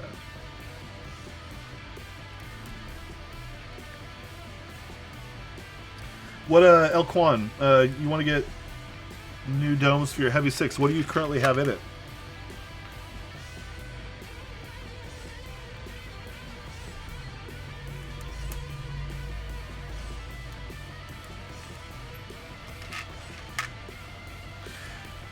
I don't really think it matters which way the sliders face. Just my OCD, and I keep saying that I don't have any kind of official diagnosis, but I'm real picky about certain things. So I don't want to like belittle anyone who is, you know, legitimately OCD, but my anal retentiveness, I guess is the old term that I'm probably still allowed to use, will not let me put them in different ways. So I have to pick one way or the other. So I typically just make the notch face up and to the left. And just, you know, that way then they're all facing the same way. Similarly with rings, like I make sure, you know, sometimes I'll do them pour on or PET up. Sometimes I'll do them pour on up, but I just have to make sure it's all the same across the entire board. Not that I can really even feel a difference, because I do have some boards that they're installed one way, some boards they're installed the other way, and like I really, you know, to my fingers, I cannot feel a difference. And even though a lot of the aftermarket say install them with the you know, with the shiny side down, if you open up a stock board and like a Type S or a Silence Real Force, they're always installed shiny side up from the factory, like almost always. I don't think I've ever seen them installed another way. So, you know, you do you. I don't think it really matters. So I did buy a hole puncher to make silicone O-rings, and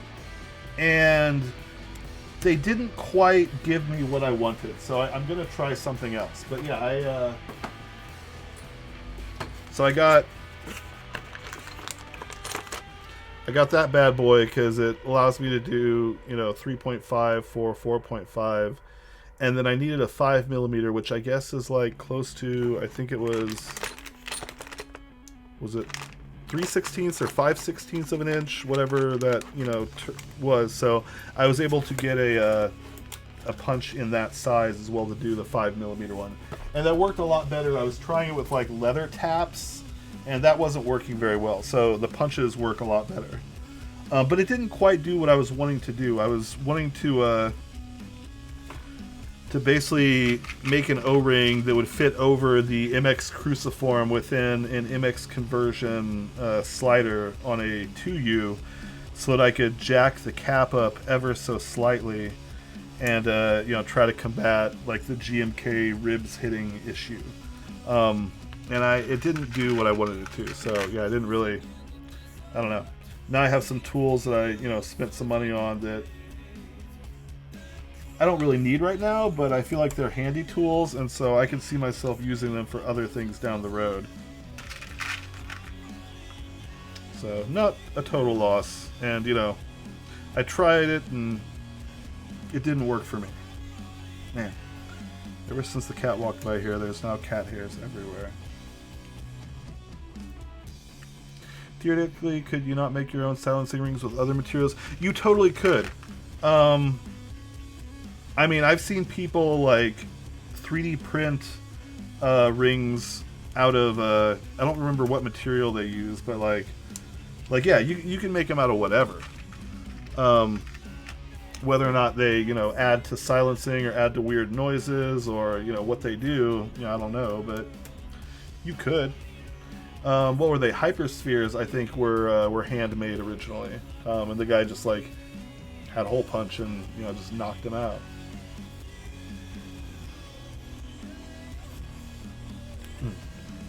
All right.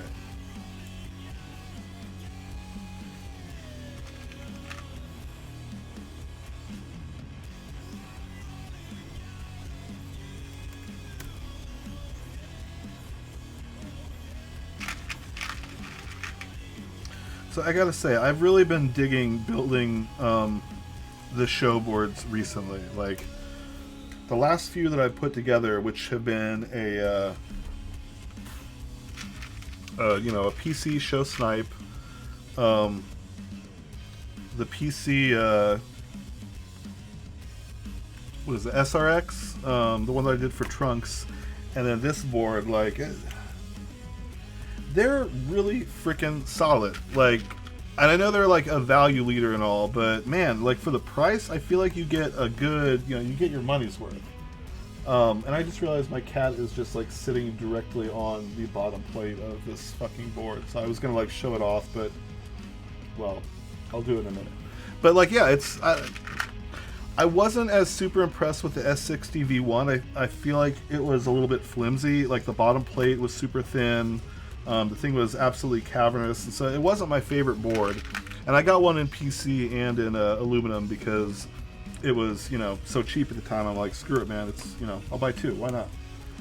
But I'm not the hugest fan of either. But like the Snipe, I really like. The SRX, I really like. Like, if I liked a, if I actually used like a TKL layout, I would definitely be have bought one of those. But I just know that it would gather dust along with my other, you know, TKL and non-HHKB layout boards. But it was super nice. And, you know, this thing, I haven't put it together yet, so my, you know, my opinion may change. But, like, I love what they come with. I love the kits that he puts together, the colors. The price is always, you know, I mean, not always great, but I feel like even when they're expensive for a reason. Like, yeah, his titanium boards are what, almost $1,000. His brass boards are like $800-900. But you know, you go to Norbauer, his titanium boards are like $2,500, $3,000. Like they're not cheap. So comparatively speaking, it's a real deal. Yeah, his tie is so cheap. No, exactly. Yeah, that one is the HHKB Studio. This is just the Sho S60. I shouldn't say just. This is a Sho S60v2. And I looked at that one earlier on the stream. As far as I understand, it's fully titanium. I don't know if he's also doing titanium plates for them, or if it's like still brass or steel plates. But as far as I know, the housing in the back and everything is fully titanium. So yeah. And the Norbauer ones definitely are, you know, with the exception of the integrated housing plate. But unlike his aluminum boards, which come with a steel back plate, he actually got titanium back plates made for his raw titanium boards, so that they would like totally match. And it looks good. I feel like he was mentioning the grade of titanium on it, and maybe Tessipilat, and he didn't turn his nose up at it. So I feel like it was not the worst. You know, it's still a decent grade. Maybe not the most fancy, but I don't know, man. It's still a titanium board for like under $1,000.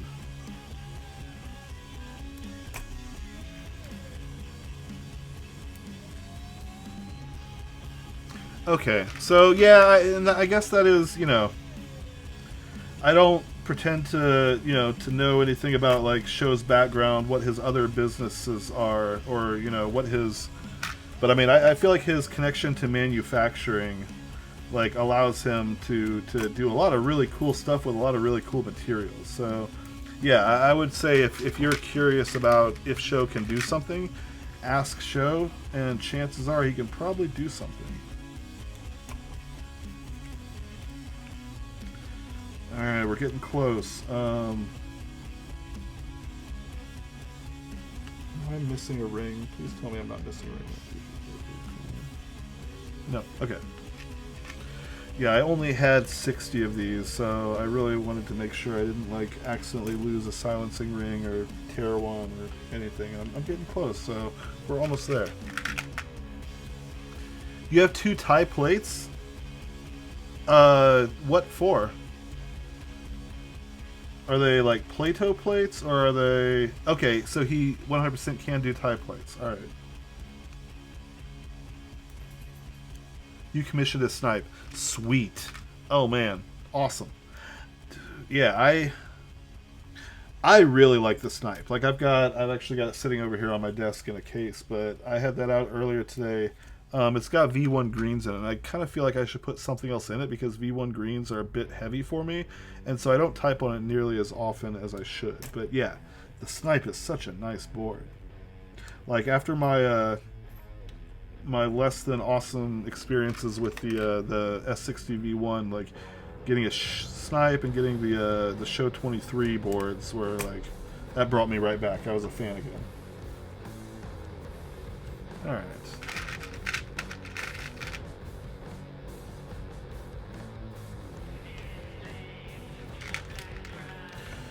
So we are just about there on these, and then we'll figure out a dome sitch. Man, I keep looking at those 55-gram domes, but I think I'm just going to go with 45 in this. I wanted to feel, you know, my typing has kind of been trending lighter lately, and I think I would use it more if it had stock 45s. Plus, they just feel so good. Okay.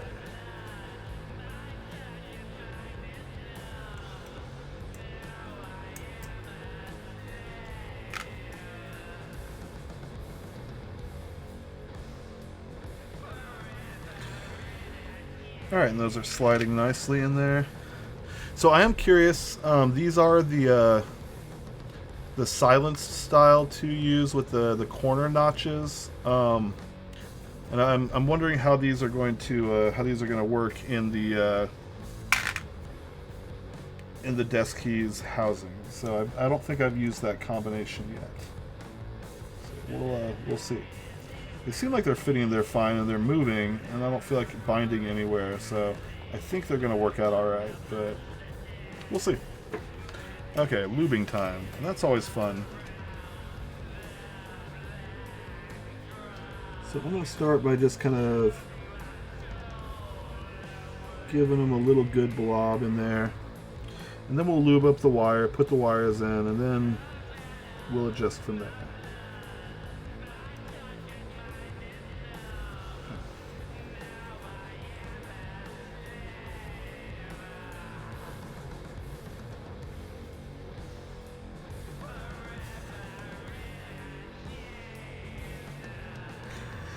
And I'll go fairly heavy with the lube up front, and then I'll kind of, once I get the parts in, I'll go in there with a brush and I'll adjust and kind of move it around a little bit, and just make sure that I'm not leaving too much lube, left behind anywhere that it could migrate elsewhere. And I'm using 206G2 from a syringe, so that's it's been my lube of choice lately for doing stabs.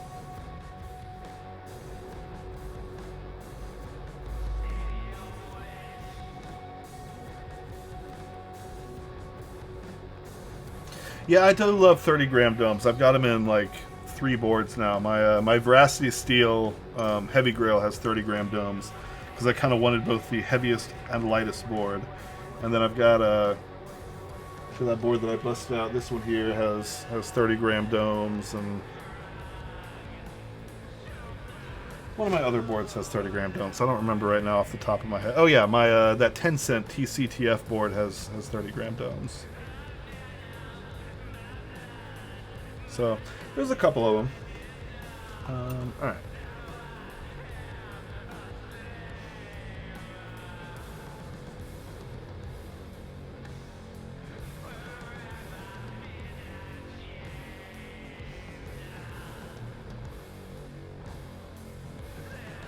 So I'm just making sure that, if nothing else, the lube is evenly coated kind of on the interface points of the wire.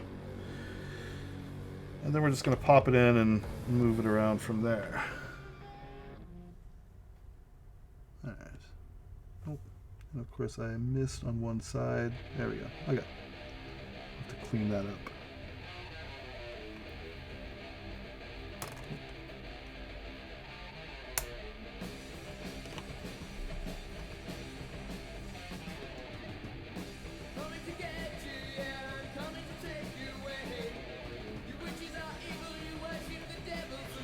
Okay.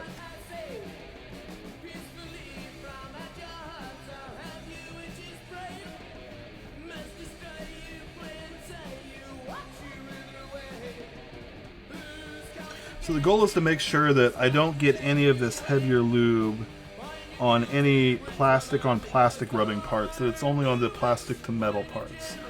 And that I don't have any kind of on the exposed face or the bottom part, so that when it does touch down on, whatever's under it, it doesn't leave lube behind.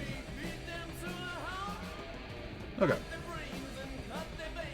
One thing I do like about these drilled housings is if a slider is not 100%, it does allow you to access it from above and kind of get a little more lube in there. Now you can't like fully lube the thing, but it's still enough that, sometimes you can address an issue without having to like fully reopen a board. So now that's in there, I'm just going to touch off just a little bit more lube on the top here, move that around. And I think that one looks good then. Yeah.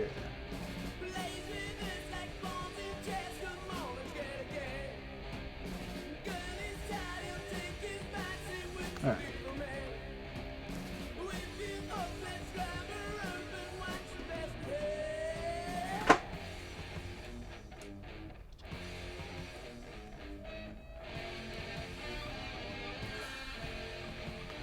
Hey, what's up, is it Valley V2? I don't know, however you go with it, but yeah, I like it. Short answer, I like just about everything about it. The things that I don't like, the keycaps, the edges of them are a little bit sharper than OEM caps. And then the switches, I'm not like hugely sold on linear switches. I do like how quiet they are. They feel decent. Like the bottom out doesn't suck. But like I like a little bit of like feedback. So I like the tactile style more than the linear style MX switch. So if I had had my choice, I would obviously want it to be a Topre board. But I'm not mad at it at all, and like for what it does, it's super cool. The swipe nav stuff is awesome, and I can see like some real, I can see myself using that. The track point works really well and moves great, and I really like the new features. I don't dislike at all. One issue I think maybe with the track point, or not the track point, but the swipe is that like if you have a wrist rest, it does get in the way of those front pads. So I'm gonna have to like redesign. But yeah, the onboard mouse buttons feel good. They are like super short throw MX. Here, let me make sure I'm not on.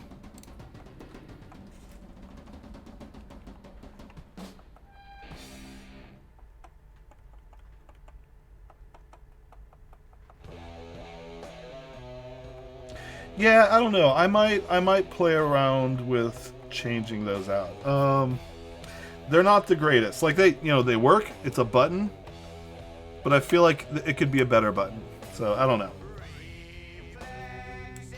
Don't hate them, but also don't love them. And I am gonna add just a touch more on these guys here. There we go.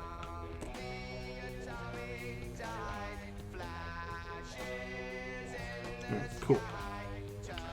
So I'll call those good for now. Then we'll, I think this is a 6U spacebar. Yes. All right.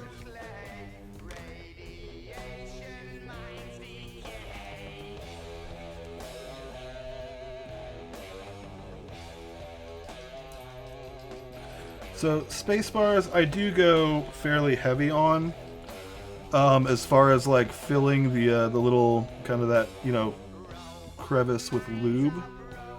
Again, I try not to get it anywhere that's like plastic on plastic, and really only like the plastic and metal moving parts. So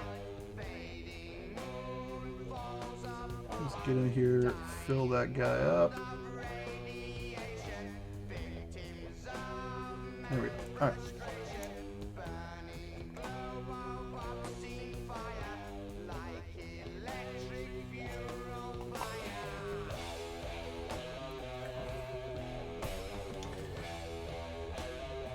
Yeah, Topper user. I agree with that wholeheartedly, and I think I was kind of, talking about that. Like, for a lot of uses, I think it's going to be cool sitting in my lap, using it on my like living room PC that I have projected up on the wall.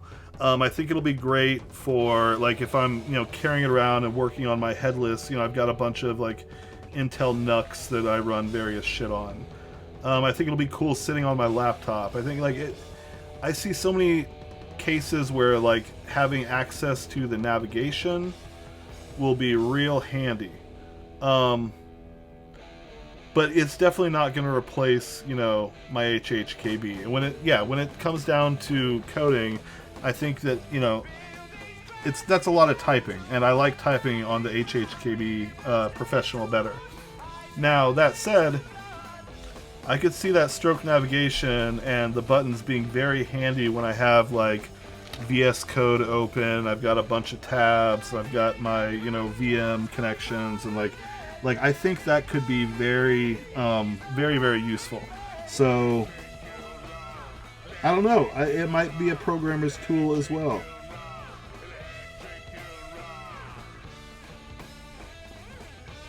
But yeah, I do think for that I'm still going to prefer my my HHKB Professional. But we'll see. I'm gonna give it a few weeks and like, you know, really play around with it and try to put it through its paces, and I don't know. I'm liking it so far. I'm really liking it. Like I think it's a worthy addition to the collection for sure. Okay.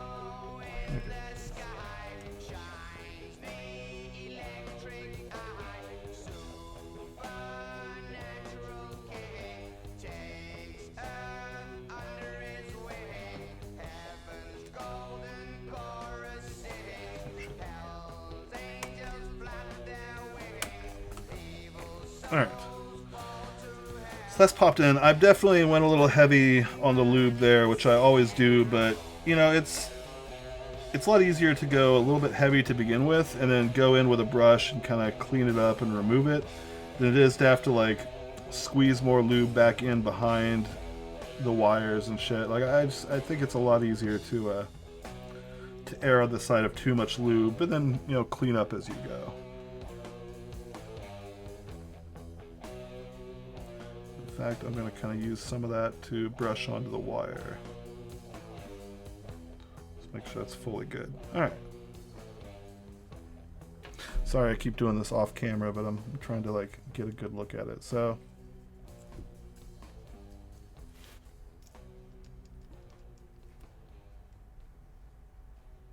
alright, I feel like that's pretty good. Cool. Okay. Lubed. So now comes the fun time. We got domes and stuff. So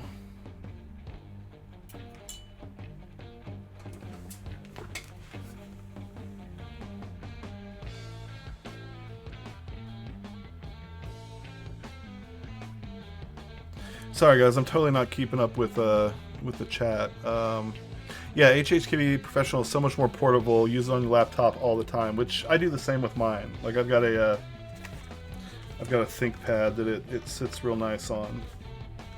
I think that's it for those, so I can toss that. Yeah, like it. But I don't know. I could see myself putting this on a laptop, so we'll see. Japan seems to love it. Yeah, I've seen that. It's sold out a couple times now. Like it's gone through a few cycles of in stock and selling out. So that's exciting. Like I'm glad that it is a successful product. I was really hoping that they would see success with that. And I'm gonna go ahead and kind of give this guy just a little wipey down because my cat was just like laying on it. Okay.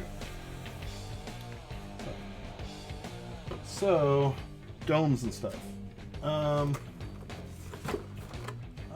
picked this guy up here for like, was it $87 off of the, you know, Bai via Mercari or Mercari via Bai. Yeah, and it's a 2018, and it was pretty much new in box. I mean, it was a really good looking board. So I'm gonna go ahead and harvest this guy and throw it in that guy. So let me get some sliders out of the way and we'll start pulling some more stuff apart.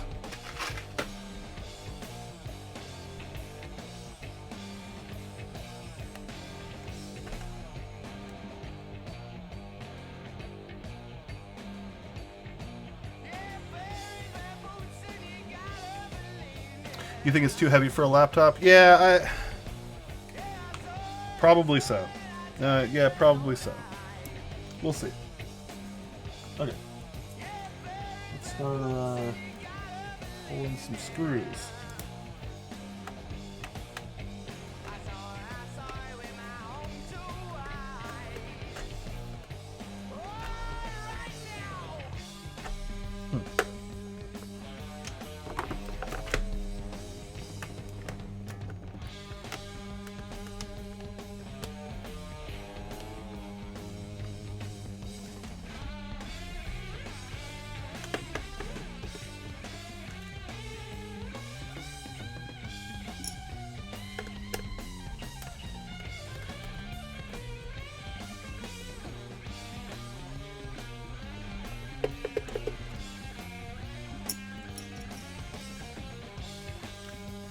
Oh no, you have no Topre right now? What are you typing on? What's your keyboard of choice these days?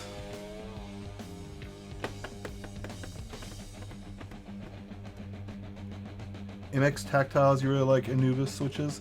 Yeah, I'm definitely gonna have to ask you guys some more questions about preferences there, because that's something I really don't know much about, and I could afford to learn. So yeah, I'll have to bug you guys about some of that stuff. Okay.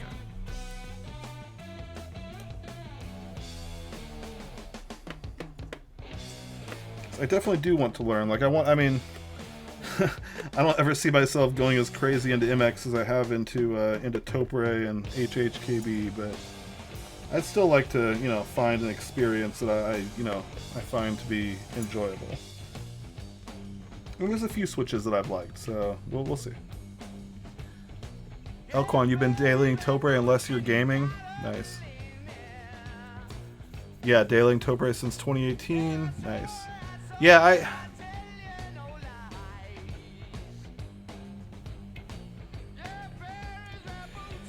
I pretty much do everything on Topre. I mean, I'm not a great gamer. Like I don't think you'll ever catch me running any gaming streams because I'm not that good at that stuff. But I still like to play around sometimes, and I do it on a Topre board.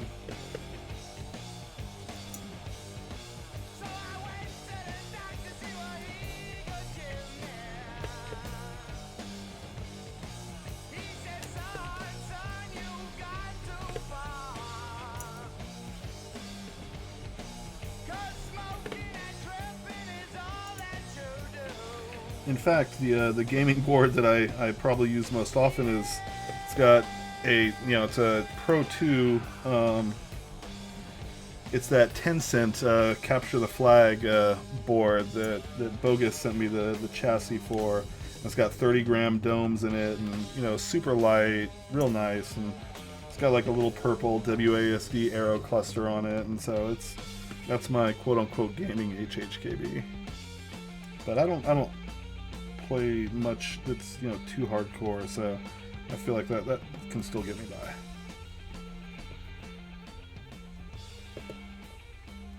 I think we're down to 2 more. This little guy that always hides from me. The control placement, yeah, I actually really like the control placement. Like, and I grew up, like, I was playing the beta Counter-Strike, before 1.0 back in the day, and I grew up playing that kind of stuff, but like, I don't know, I've liked having control up here for gaming. Like, I feel like having my crouch right there in line with my arrows and everything, it's kind of nice. So I don't know, I'm not really mad at that. Okay, I think that should work. Did I miss this screw? No, that's all of them. Dang. Oh, so close. Almost. All but one.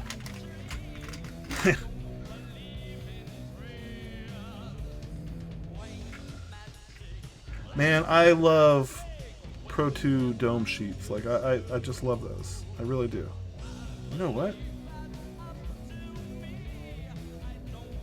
Yeah, I was thinking, do I want to try to just like flip it and put them in the way they are, but I don't know. I feel like that's a recipe for misalignment.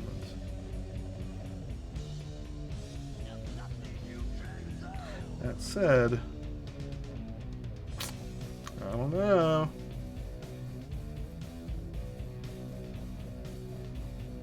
CS is what you play?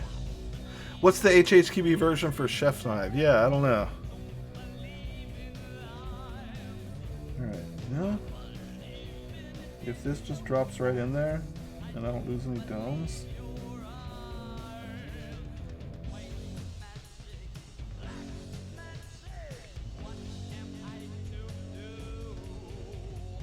Oh shoot, I forgot. There's that one, the corner of the 2U housing that gets in the way. Damn, I always forget about that. And I don't know, I feel like that screw, it's not the most important, but it's somewhat important. Do I want to dick with this? How much do I really care?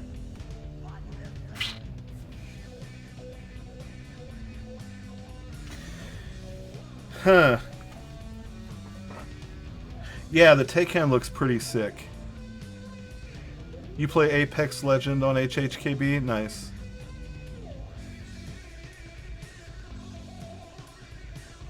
I think the Taycan looks cool. But I don't know. I feel like it suffers from the, like, just one too many, and that it doesn't really do too much new special.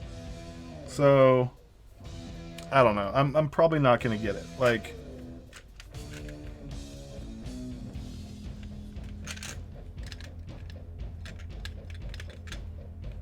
yeah.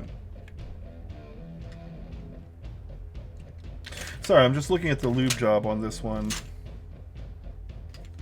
and they actually did a pretty decent job. Whomever worked on this one last.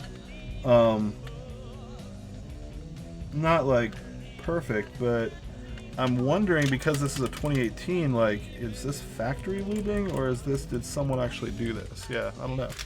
Yeah, that lube job's not too bad, so good job, y'all. Okay.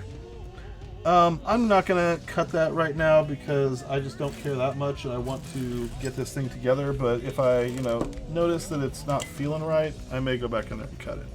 But I'll leave that decision for another day. Yeah, I've gotten some Pro 2s that have been factory lubed as well. The only reason I was wondering that is because when I went to open it up, the screws that were holding the case together were incredibly tight, like a lot tighter than typically, from the from the manufacturer is, at least in my experience. So I wasn't sure. I was thinking, in fact, maybe that someone had gotten in there and had gorilla gripped those screws down themselves. But I don't know. I wouldn't put it beyond whomever was assembling it to begin with, that they just went a little hard that day.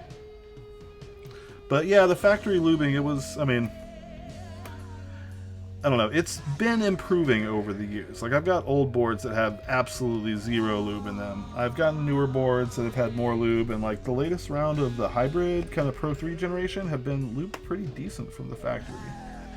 So it may have been factory. It was a 2018 board. Yeah, Tatari, that looks a bit heavier than factory, so yeah, I don't know. We'll see. I guess that's a mystery that will not necessarily be solved.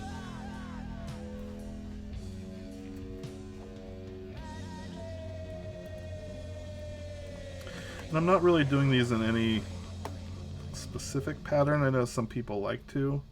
And for a while I had tried to, and now I just, whatever. I go where the screw leads me. Just the main thing is, when you're putting these in, and I know I've said this a million times and you'll already probably know, but turn it counterclockwise, kind of against, until you hear that thread drop. And that's when you know it's ready to engage, and then you can actually drive it in. Because if you don't do that, what you'll often find yourself doing is you'll be getting, threads that aren't quite aligning, and we'll try to cut new threads, and if it's metal on metal, you get little metal filings, and it wrecks your threads. And especially if you're doing that to plastic, like the HHKB case, then that's how you split them and crack your standoffs, and just bad time. So just when you're screwing things together, especially when you're doing a firmer material into a softer material, just do that little bit of a reverse turn so that that the threads are aligned properly, and then drive it home. And that'll save you some heartache. Yeah, lubed manual, so it's hit or miss. I would fully believe that. Maybe there's like one lubing savant out there that's just like, every board he does is the best board you've ever touched, and if you get the luck of the the draw from one of his boards that day, then you got a good board. So yeah, I don't know. getting there.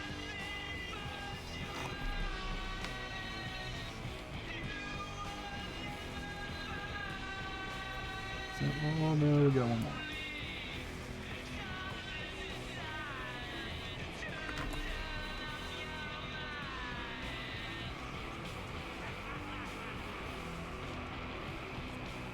Yeah, I do wonder how necessary that screw is, and if I should have gone in there and just trimmed that 2U out a little bit, but not going to worry about it today. Alright. Alright. That looks pretty good. I like that purple.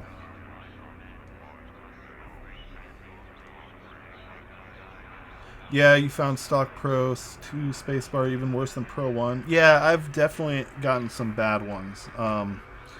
They've necessitated me like busting them open and just lubing them myself. Because, yeah, ticky spacebars, like, I hate that shit, man. Alright, sweet. So, next step, this goes in here. I think it just kind of drops right on in. And grab it from below so I don't just like actually drop it in. There we go. Alright. So there should be additional screws for this. Man, I do appreciate Sho. He like doesn't skimp on the hardware. Like, I know a lot of folks will give you, like, 1 or 2 spare screws, but I think I have enough Sho black screws to last me for the rest of my life if he never gave me another black screw ever again. Like, I have so many extras.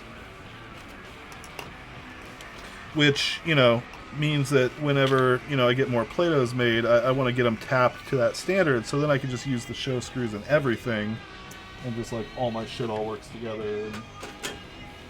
yeah, I don't know. That part of the hardware is nice.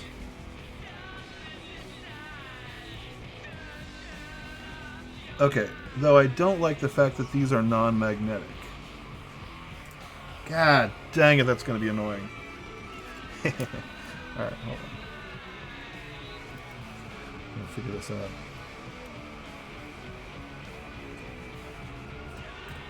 There we go.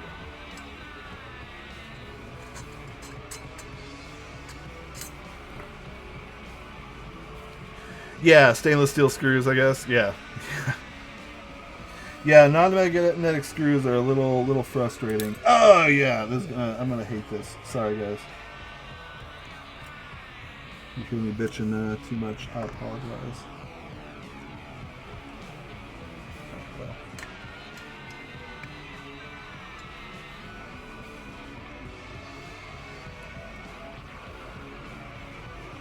You know what? Now that I've got 2 in. No, that doesn't make it any easier.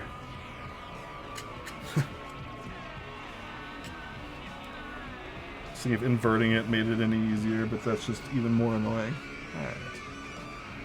Don't tighten them, flip them over and check center. Yeah, you're right. I should be doing that.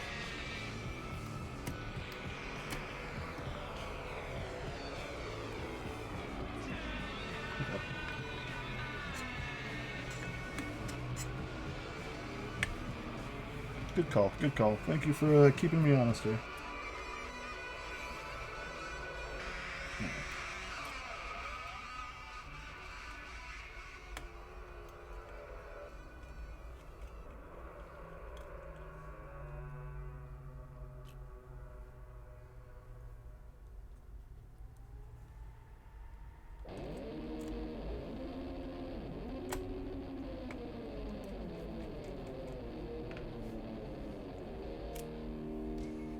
Okay, 2 more. And then yeah, we'll throw some corner caps on and make sure that everything is nicely aligned.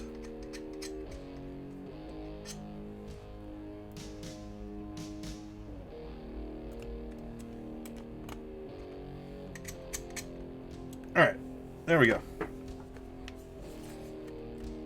Oh yeah, yeah. That I guess would matter. So.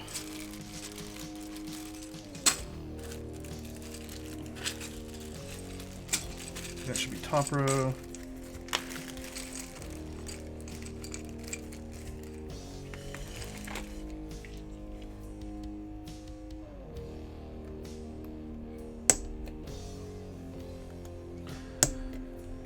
Hardcore music. I'm not super in. I mean, I wouldn't say I'm into hardcore music. I will go to hardcore shows with friends, and listen to the bands they like and stuff. But like, I can't really think of like hardcore bands that I have preferences for. Like I like thrash. I like crossover thrash. You know, but I'm definitely more metal than hardcore, I guess. I don't know, man.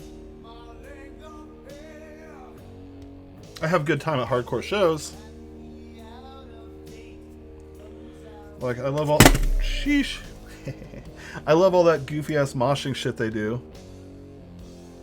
Like, I love, like, dances that look like some kind of, like, weird bird mating ritual if the bird was just trying to punch all the other birds around them. Like, that shit's great. But, that said, I am also trying to expand my musical boundaries. And learn of new stuff, because I've been fairly stagnant lately. So if you've got a band recommendation that you think I should check out and be like, yo, this is some good shit, holler, because I do like good shit. So, like, you know, I'll give it a shot.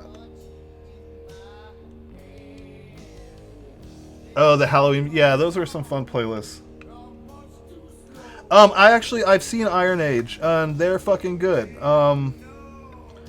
They played like Fun Fest a million years ago when it was in Waterloo Park, which I guess kind of dates me because it's been a long time. But yeah, that's one that I've seen. Yeah, they're fun.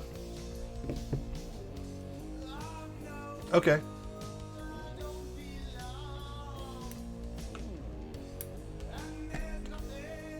Check out Aphex, Ice Age. All right, yeah.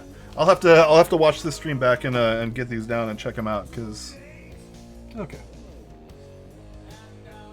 Oh, man. I'm just realizing now it probably could have been just slightly closer to the bottom, because I see a little bit more gold down here than I do up there. God dang it. Sure, we gotta loosen 8 screws.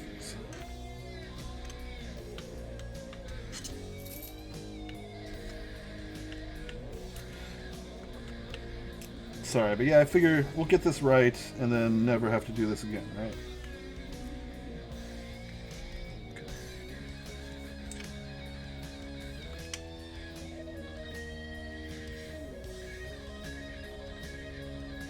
There we go. Okay, that's a little better. Cool. Cool. Burzum is trash and Varg is a... Yeah. Yeah, he's had some gnarly shit to say. Like... And I am a child of the 90s. Like, I spent some time enjoying their music. But, all things considered these days, there's so many other bands to listen to.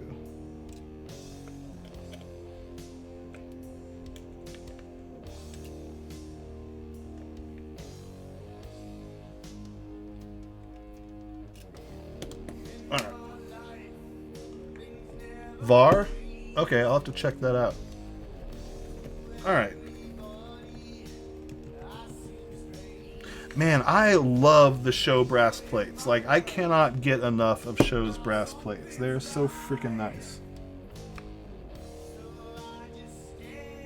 They're so nice. Okay, so yeah, let's put the bottom together because I just really wanted to show this off again.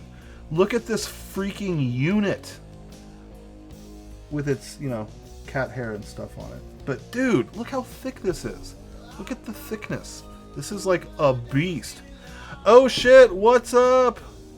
It's Allie. It's Asley. What's up, y'all? Hello from the dwelling. Welcome, dwellers. So I am building a Sho S60v2. I went in on the blind buy with hopes and dreams that I would get this exact color because he had shown this off. And I guess the blind buy, he had like several different colorways and you didn't know what you were getting. And apparently I had a 1/8 chance of getting the one I actually wanted, and I did. So I've been super stoked to build this. It's a copper plate? Okay, well that's interesting. Interesting. Yeah, well I'm stoked. So we're just doing it with a standard Pro 2. In fact, normally I'm one to install like aftermarket controllers and shit in these, but I'm going fully stock and actually just using the using the OEM controller as well. I may replace it with a with another unit down the line, but for right now we're just going straight up Pro 2. Since I can access the dip switches and the hub and shit in this, I figure it'll be a nice one for a more standard build. So what is this? They had 3 and 6 on. So what does that mean? 6 is wake up, disable, or wake up, enable, and delete backspace. Okay, so I do those, and then I also do 2. Which is Mac mode, even though I don't actually use Mac mode because I don't have a Mac, but I do like the media keys. And then I do 5, right? Yeah. 5 is swaps Alt and Win key. Okay, perfect. But it's nice because I got the cutouts, I can just like swap those down the road. So let's go ahead and install this guy. And I gotta say, the cutouts in this are interesting. I do wonder how much room there's going to be for a battery in this guy if I decide down the road that I want to install a battery. Like, what are going to be my options? Because this looks fairly slim, and I've got batteries in like my Sho S60 and my Snipe, but this build might end up not getting a battery. All right. Before I put it all together, I do want to see how the plug lines up. Nope, needs to go over just a hair. But yeah, look at that. Like, I love that it's like accessible. That's so cool. Yeah, it doesn't look like there's a ton of space for the battery. Or if I did use one, I would probably have to like tape the board off and just use something super slim. Now I know with the I don't know. I'll have to think about that if I do end up deciding to go that route or not. But it had to go over that way, so let me do that before I get too far.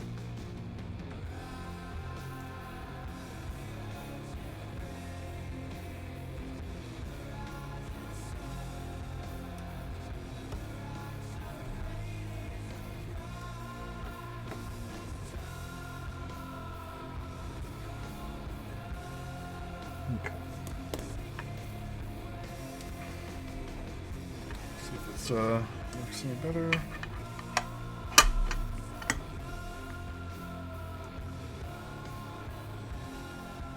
These go back over the other way just a minute hair. Sorry, I know I'm kind of... I just want to get this right so I don't have to open it again. Oh. That might have been a little too far, but we'll see. A definitive way to tell the different distance between the backplate and the PCB. Not that I know of. Okay, there we go. That's pretty well dead centered right there. Sweet. All right. So yeah, let's plug this thing in, screw it together, put caps on it, and then give it a run. Oh, I guess we gotta throw the feet on too.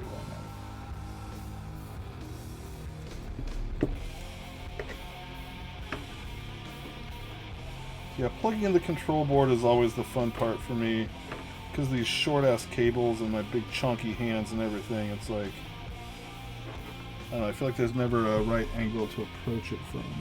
But it's plugged in. It does have, that's one thing that's nice about this, even though they did a thick-ass plate, they've got that little cutout, so the ferrule can sit down in here and not get in the way of the board. So that's kind of nice.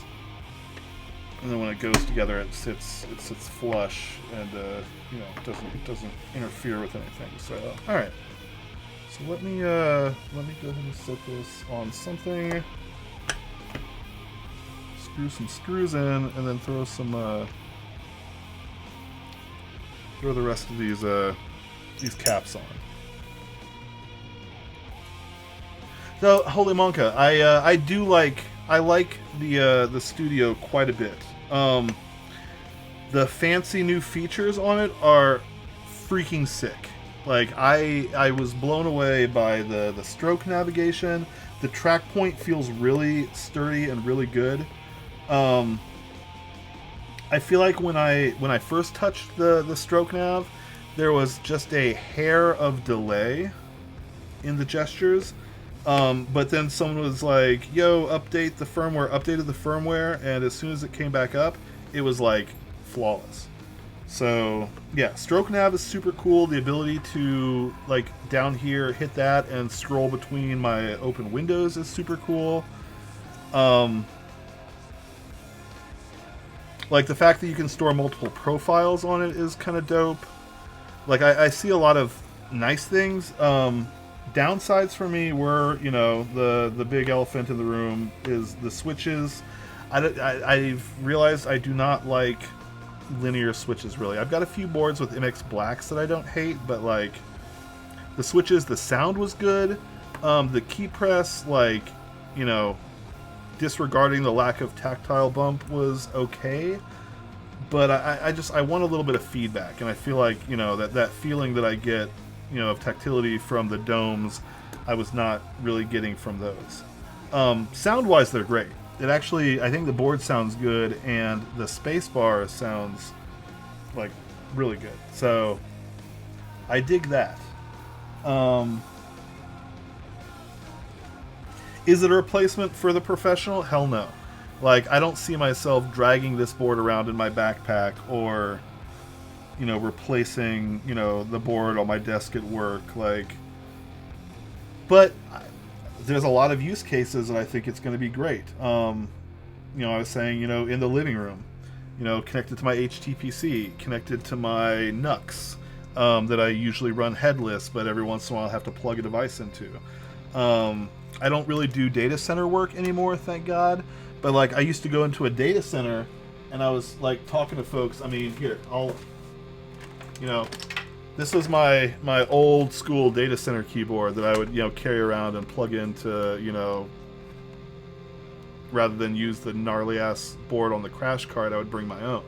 So it's like, yeah, I feel like it's more of a replacement for, like, that kind of a device than it is, you know, my brand new, you know, favorite coding friend. But I don't know, like, maybe when I bring it to work and, you know, really start getting to work and, you know, getting there in VS Code, and I'm at, you know, some freaking, you know, 500 line whatever the hell, and I go woo, and I go all the way to the bottom. Like, I feel like it would be super handy, because you didn't have room in the data center for a mouse. Yeah. And they have crash carts that will oftentimes have a mouse and oftentimes have a keyboard. The problem is in these data centers that we're in, you know, these data centers are shared by people. These crash carts are shared by people. Engineers are freaking filthy.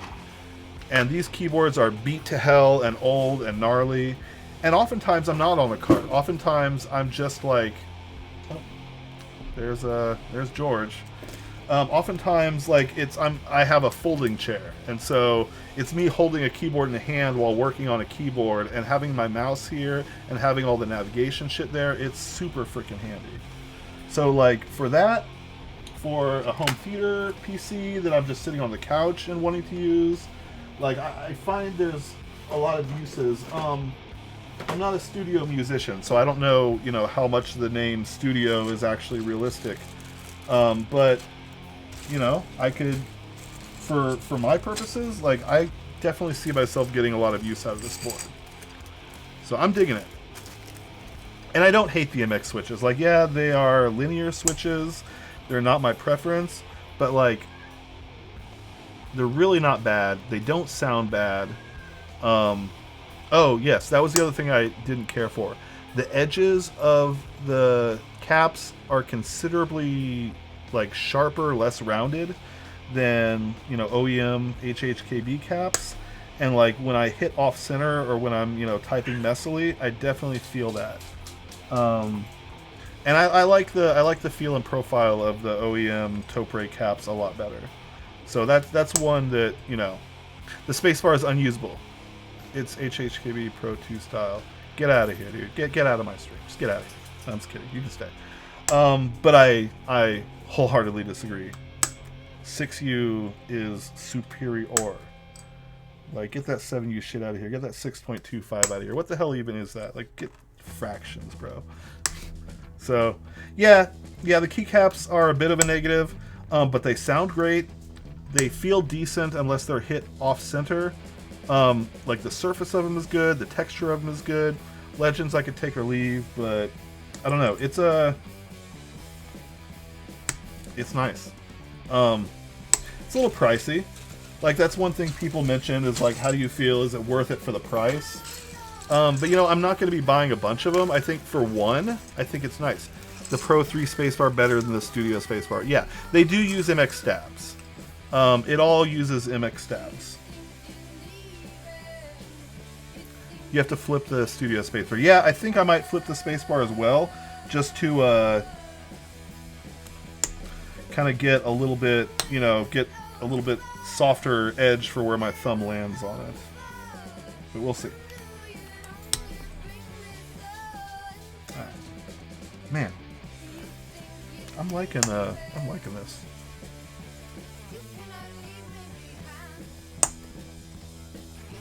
And I gotta say, like, I've put together boards with MX switches. I've done conversions. There is nothing like the click of a Topre keycap into a slider. Like, it's just, it is a satisfying, like, you feel it through your finger. Like, yeah, it's such a good thing. Like, there are things, little joys like this that I get to experience in building Topre that just does not exist in, you know, other boards that I've messed with. And I don't know how Alps are. I haven't messed with AEK. So there are some stuff, but, like, dude, that Topre engagement is a freaking thing of beauty. Sorry, I'm letting my desk get a little messy here, but we're almost done with the caps, and then we can plug it in and see how it works. And for folks who are joining late that didn't catch what I was doing earlier, I put number 10, so 1mm thick rings on this. I'm going for, you know, deep and silenced. So I'm using, like, purple sliders, OEM sliders, so from, like, a silenced Real Force. I am using the purple desk keys housings, which raise, you know, give me a little bit more internal stack. So I'm putting some fatties in here, and I just realized that this is the row with the homing, so I should probably fix that before I get too far.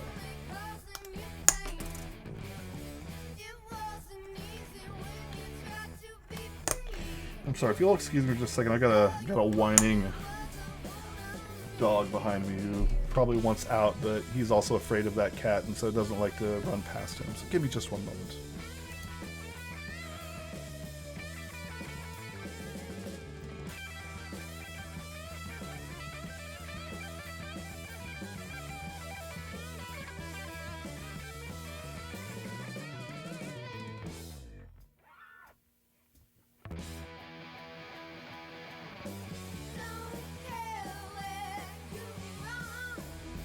Alright. I brought this guy over here and get him out of my dog's way. He likes to lay in the, right in the way of the door.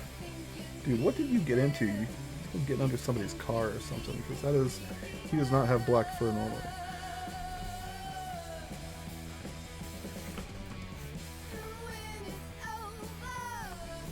But yeah, he likes to lay in the way of the door and, like, terrorize my dogs as they try to go outside just because he's a dick.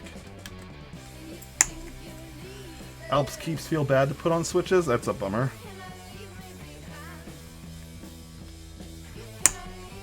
Yeah, the colors and profiles of MX, I do love the variety. And I'm glad to see that there is some variety coming to Topre. Like, yo, what up Kiko? Yo, what up Andreas? Yo, like, everyone who's, like, put in on that, I appreciate the hell out of your efforts. Keep it coming, because I do love variety. I love, you know, I love things that look different. So If you've got something that is not just the same black and beige and white, bring it on, dude. Make some cool shit. Alright.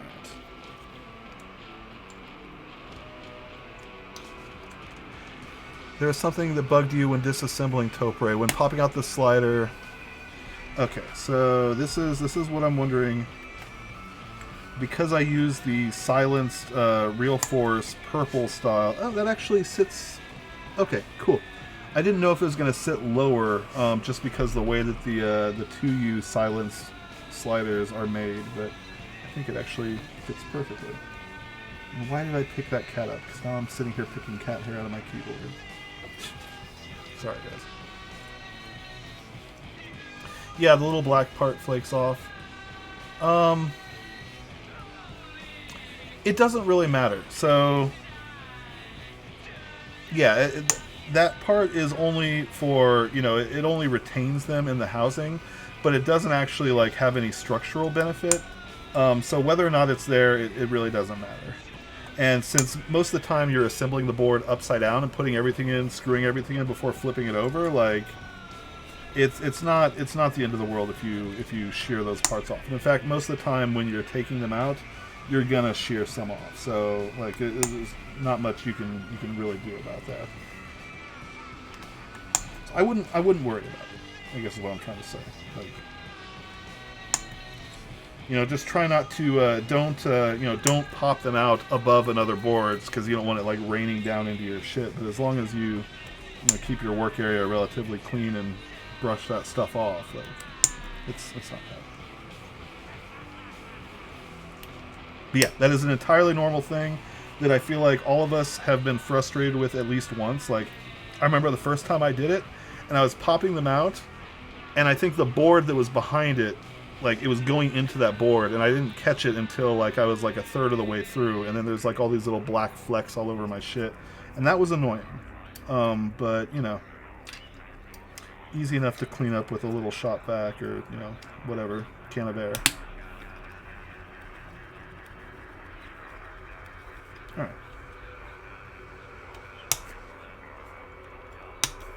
We are now built. And that is a keyboard. Dang. Someone was saying copper, whatever this color is, like, it kind of, in person, it's kind of has more of like a red with a bit of a pink to it, but there is like a fleck to it. It is nice. That's just the OEM, so I'm not sure what those actually weigh out to.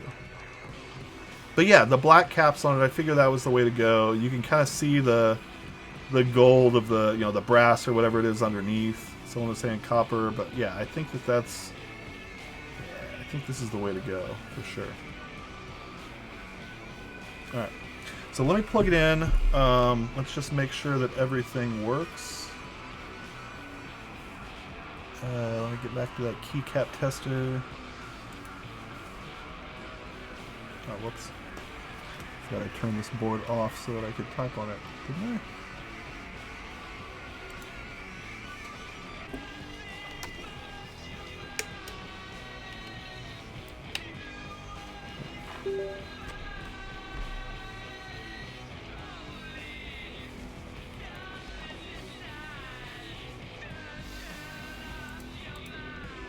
Okay. So first things first, I just want to make sure that everything on this works.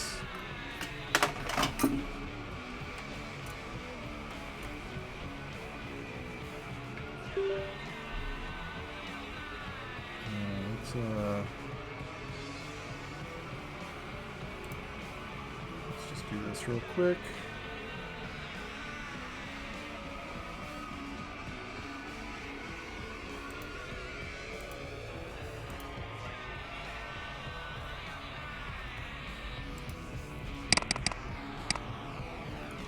Turn off my music too.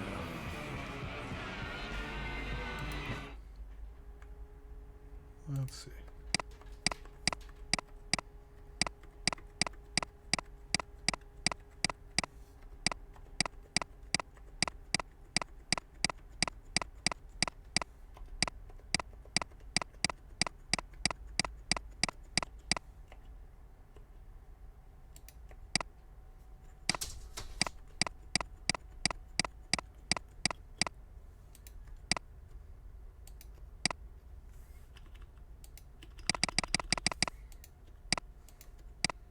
All right, sweet. 60 for 60. That works for me. So let's do some sound.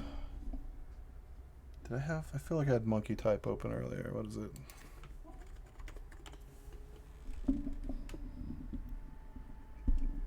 All right. I'm sorry, I am not a great typer. In fact, if you see me typing, you'll see this finger go over here and hit the Y, and like, I'm all over the place. I never actually learned to type. I've just been doing it, you know, in a messy style my entire life. So, let's see, how's this?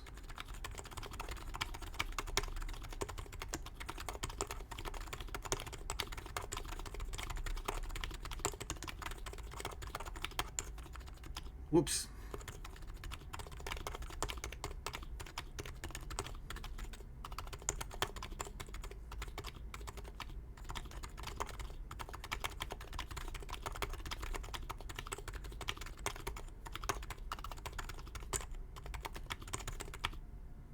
Yeah. All right. But what I really want to do is just like make some noises on this board. So here.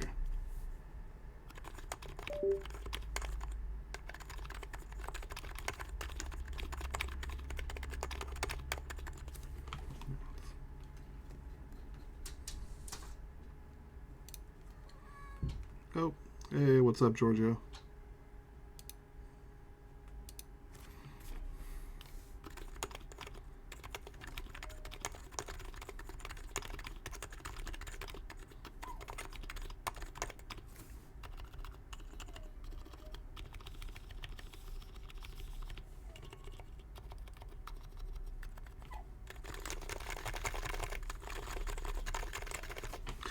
Yeah, I like it. I like the color. I like the heft. Like that bottom, the thickness of that bottom plate gives it good heft, even as aluminum. Like this is a solid board. I love that. I freaking love that. Like Sho, thank you for giving me access to flip switches, turn on switches, do shit to a board without having to open it. Yeah, as far as the build goes, these are 2018 Pro 2 domes. So they're fairly new. You know, they're a little bit stiff, but not like stiff. They're definitely heavier than like, you know, a hybrid. But I briefly thought about, I've got some 55 gram that I scavenged. I thought about using those, but I've been kind of trending lighter. So this is like, you know, Pro 2 new 45s was I felt like a good compromise. Yeah, I'm so digging this board. But as far as I put, you know, the 1 millimeter thick rings. So these are twice as thick as like OEM Type S silencing rings.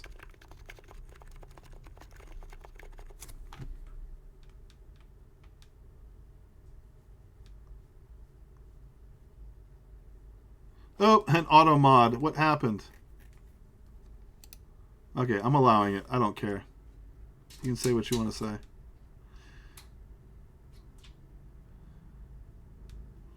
Yeah, it doesn't sound like a Pro 245. Yeah, that's why. It's because it's got super thick rings. So sorry, I gotta let my dog in one more time. Hold on.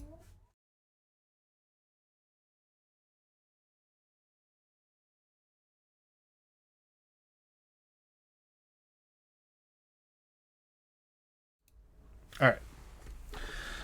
So, man, what a good day. It's like, what, I'm 2.5 hours into streaming, and I've gotten to experience two boards for the first time that are very similar, yet completely different. Like, man, I am loving this. So here's, you know, let's do some things. Let's see.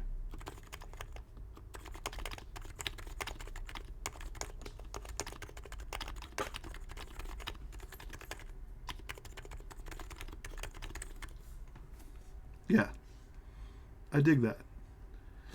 So this one, it is MX, you know. Don't go crazy, y'all, but it's not bad either.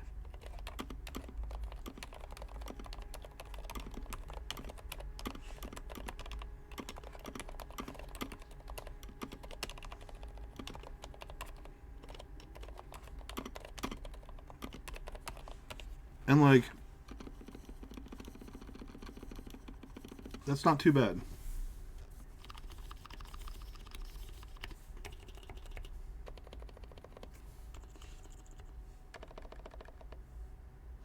So, I dig it. Like, I really dig it. I dig this. I dig this.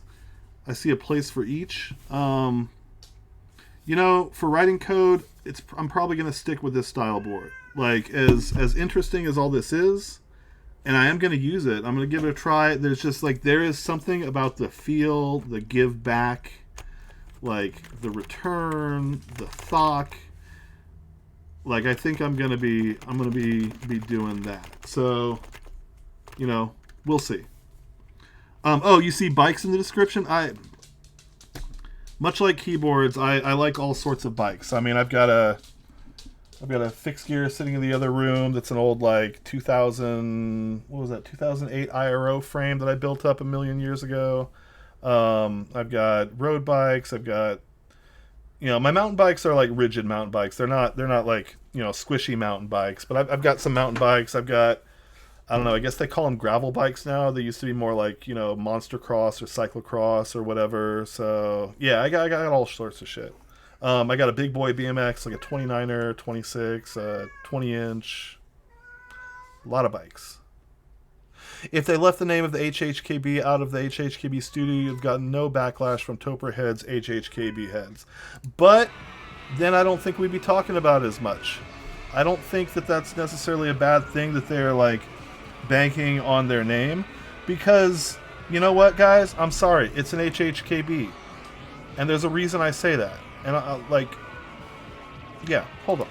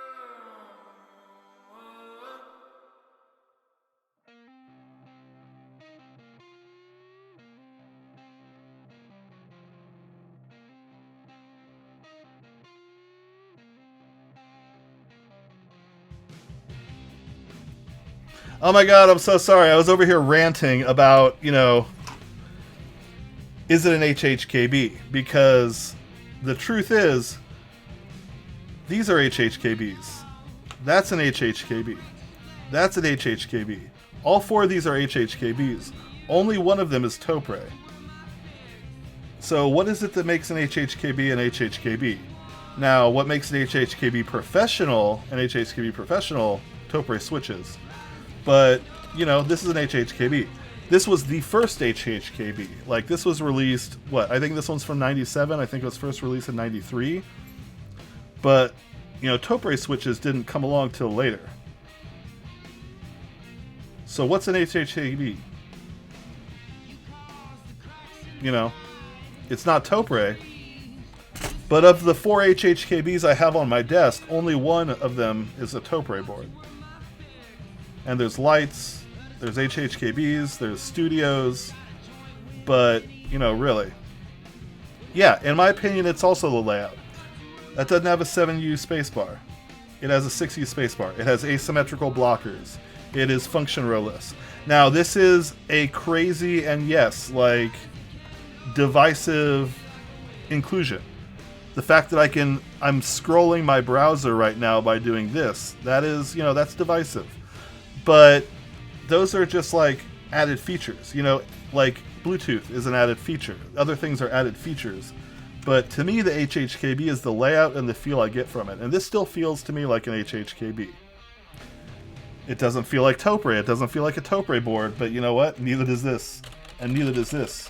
And I've used these, and I've worked on these, and I've typed on these, you know, to give them a shot. So, and I know the history of the HHKB stream. I really need to do it now that I've got, like, all the parts in place. But, like, yeah, I know I need to do that. So this is an HHKB Lite.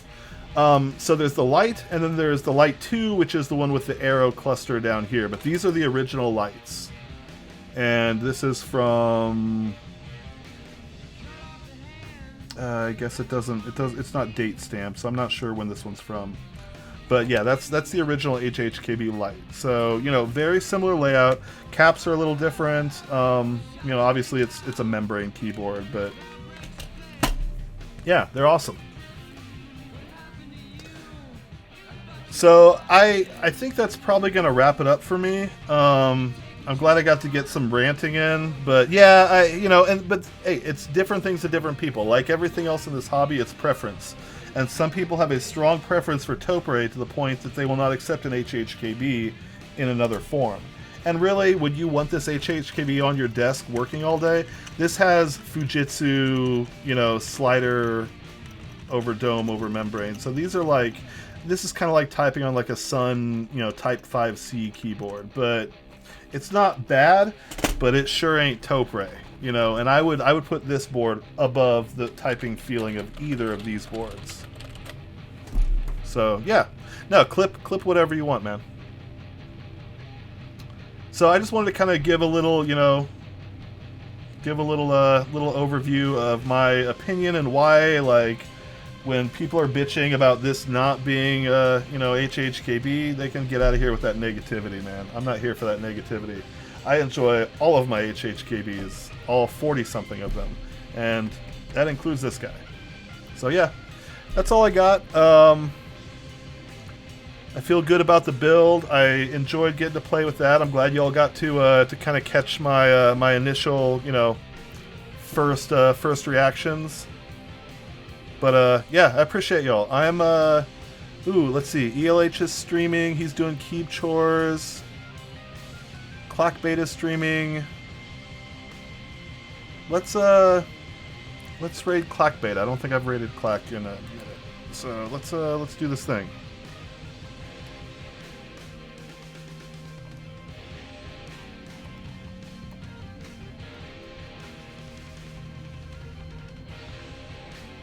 So y'all, thank you so much for joining. I appreciate everybody willing to hang out and talk through this stuff. You know, I'll see you guys in the Discords. If you have any questions about the studio, feel free to ask. Obviously, if you want to know about the internals, Sip's the man, but, you know, I'm always happy to share my opinion. Alright, let's see if we can do this thing. Alright, raid has been created. And why am I even using my trackball? I've got this little guy. I can do everything through here. Alright, we going in, y'all.